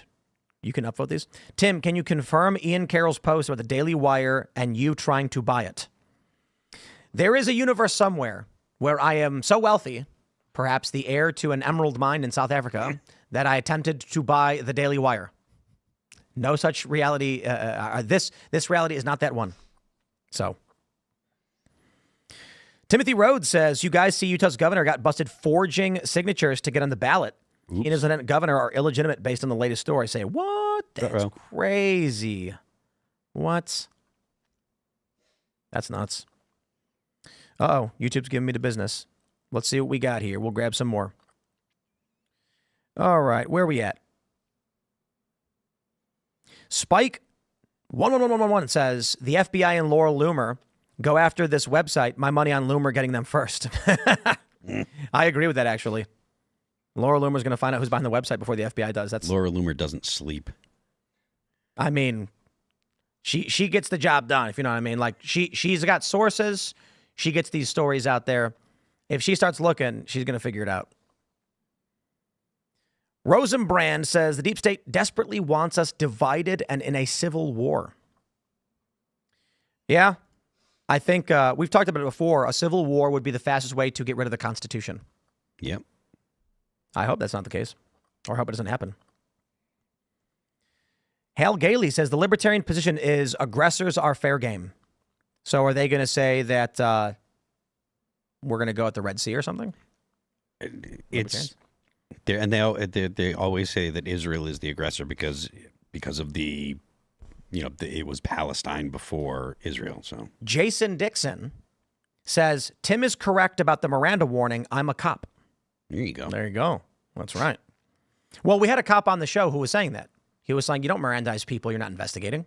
You watched them do it. What do you mean? What do you mean? You don't need to ask them any questions. Be like, I saw you do it. Yeah, there's conflicting information online. Some says that as soon as you're arrested, you get Mirandized, and others say only if they're going to be questioning you. Only if they're going to be questioning you. Yeah, so if there's an investigation to be had. So again, it's really funny to watch these leftists in the streets screaming, I've not been read my rights. And the cops are just laughing. They're like, these people are nuts. Because we're not going to read them to you. Yeah, dude. It's like, dude, I watched you throw the rock. What are you talking about? The Y-Wing says, plot twist, the Daily Wire drops the Snow White movie on the same day as Disney's since that movie is going to bomb. It is. I mean, how insane would it be if the Daily Wire got their Snow White in theaters the same time as Disney's? Because the name Snow White's clearly public domain, right? At this point, it's got to be 100 years. I don't think it's been 100 years yet. I don't think Disney owned the concept they of Snow can't, White. right? Because it was a because of the Brothers Grimm. Yeah. Right. So it's public domain. That's why they made it. Interesting. Yeah. So they could release this the same day. It would hurt their own market share, but it would brutally just demolish Disney's. That'd be hilarious. Yeah, that would. I don't know if I mean, aren't both slated for 2025? But I don't think they finished it. I have no idea. Has there been any updates on this? No. Yeah. All right, my friends, smash the like button, share the show with everyone you know. We're going to that uncensored members-only call-in show where you as members of the Timcast.com Discord server are going to call in, talk to us and our guest about gentle musings and whatnot. So make sure you go to timcastpremium.com. Sign up using promo code TIM10. That redirects you to Rumble. It's a URL so you can go right to Rumble to sign up. And then it's rumble.com/Timcast IRL. It's going to be a lot of fun. And if you want to join the Discord server, it's timcast.com. You click join us, get in the Discord server. Tens of thousands of people hanging out every single day, and they want to be friends with you. So smash the like button, share the show. You can follow me on X and Instagram at Timcast. Amber, do you want to shout anything out? Yeah, I'm on X and Instagram at Amber Marie Duke. Check out thedailycaller.com and on YouTube, The Hills Rising every Friday and Reason Free Media every Tuesday, Wednesday, Thursday. You can. I'm tired. Sorry, guys. Come on. I'm Libby Emmons on Twitter, and you can check out everything we're doing at thepostmillennial.com every day, and you can sign up for my newsletter at thepostmillennial.com/Libby. Thanks. Libby washed her hair today too, so I did. Yeah, only because you guys called me last minute to see if I could come on. by. Thanks for coming in and saving the day. I am Phil That Remains on Twix. I'm Phil That Remains Official on Instagram. The band is All That Remains. Our new record dropped on January 31st. It's called Anti-Fragile. You can check it out on YouTube, Apple Music, Amazon Music, Pandora, and Deezer. Don't forget the left lane is for crime. Before we go, we have one more super chat from Lurch685 who says, week 3 of Tim skipping all my super chats. Woo. Not that one, buddy. Thanks for hanging out. We'll see you all in 30 seconds at rumble.com/TimcastIRL.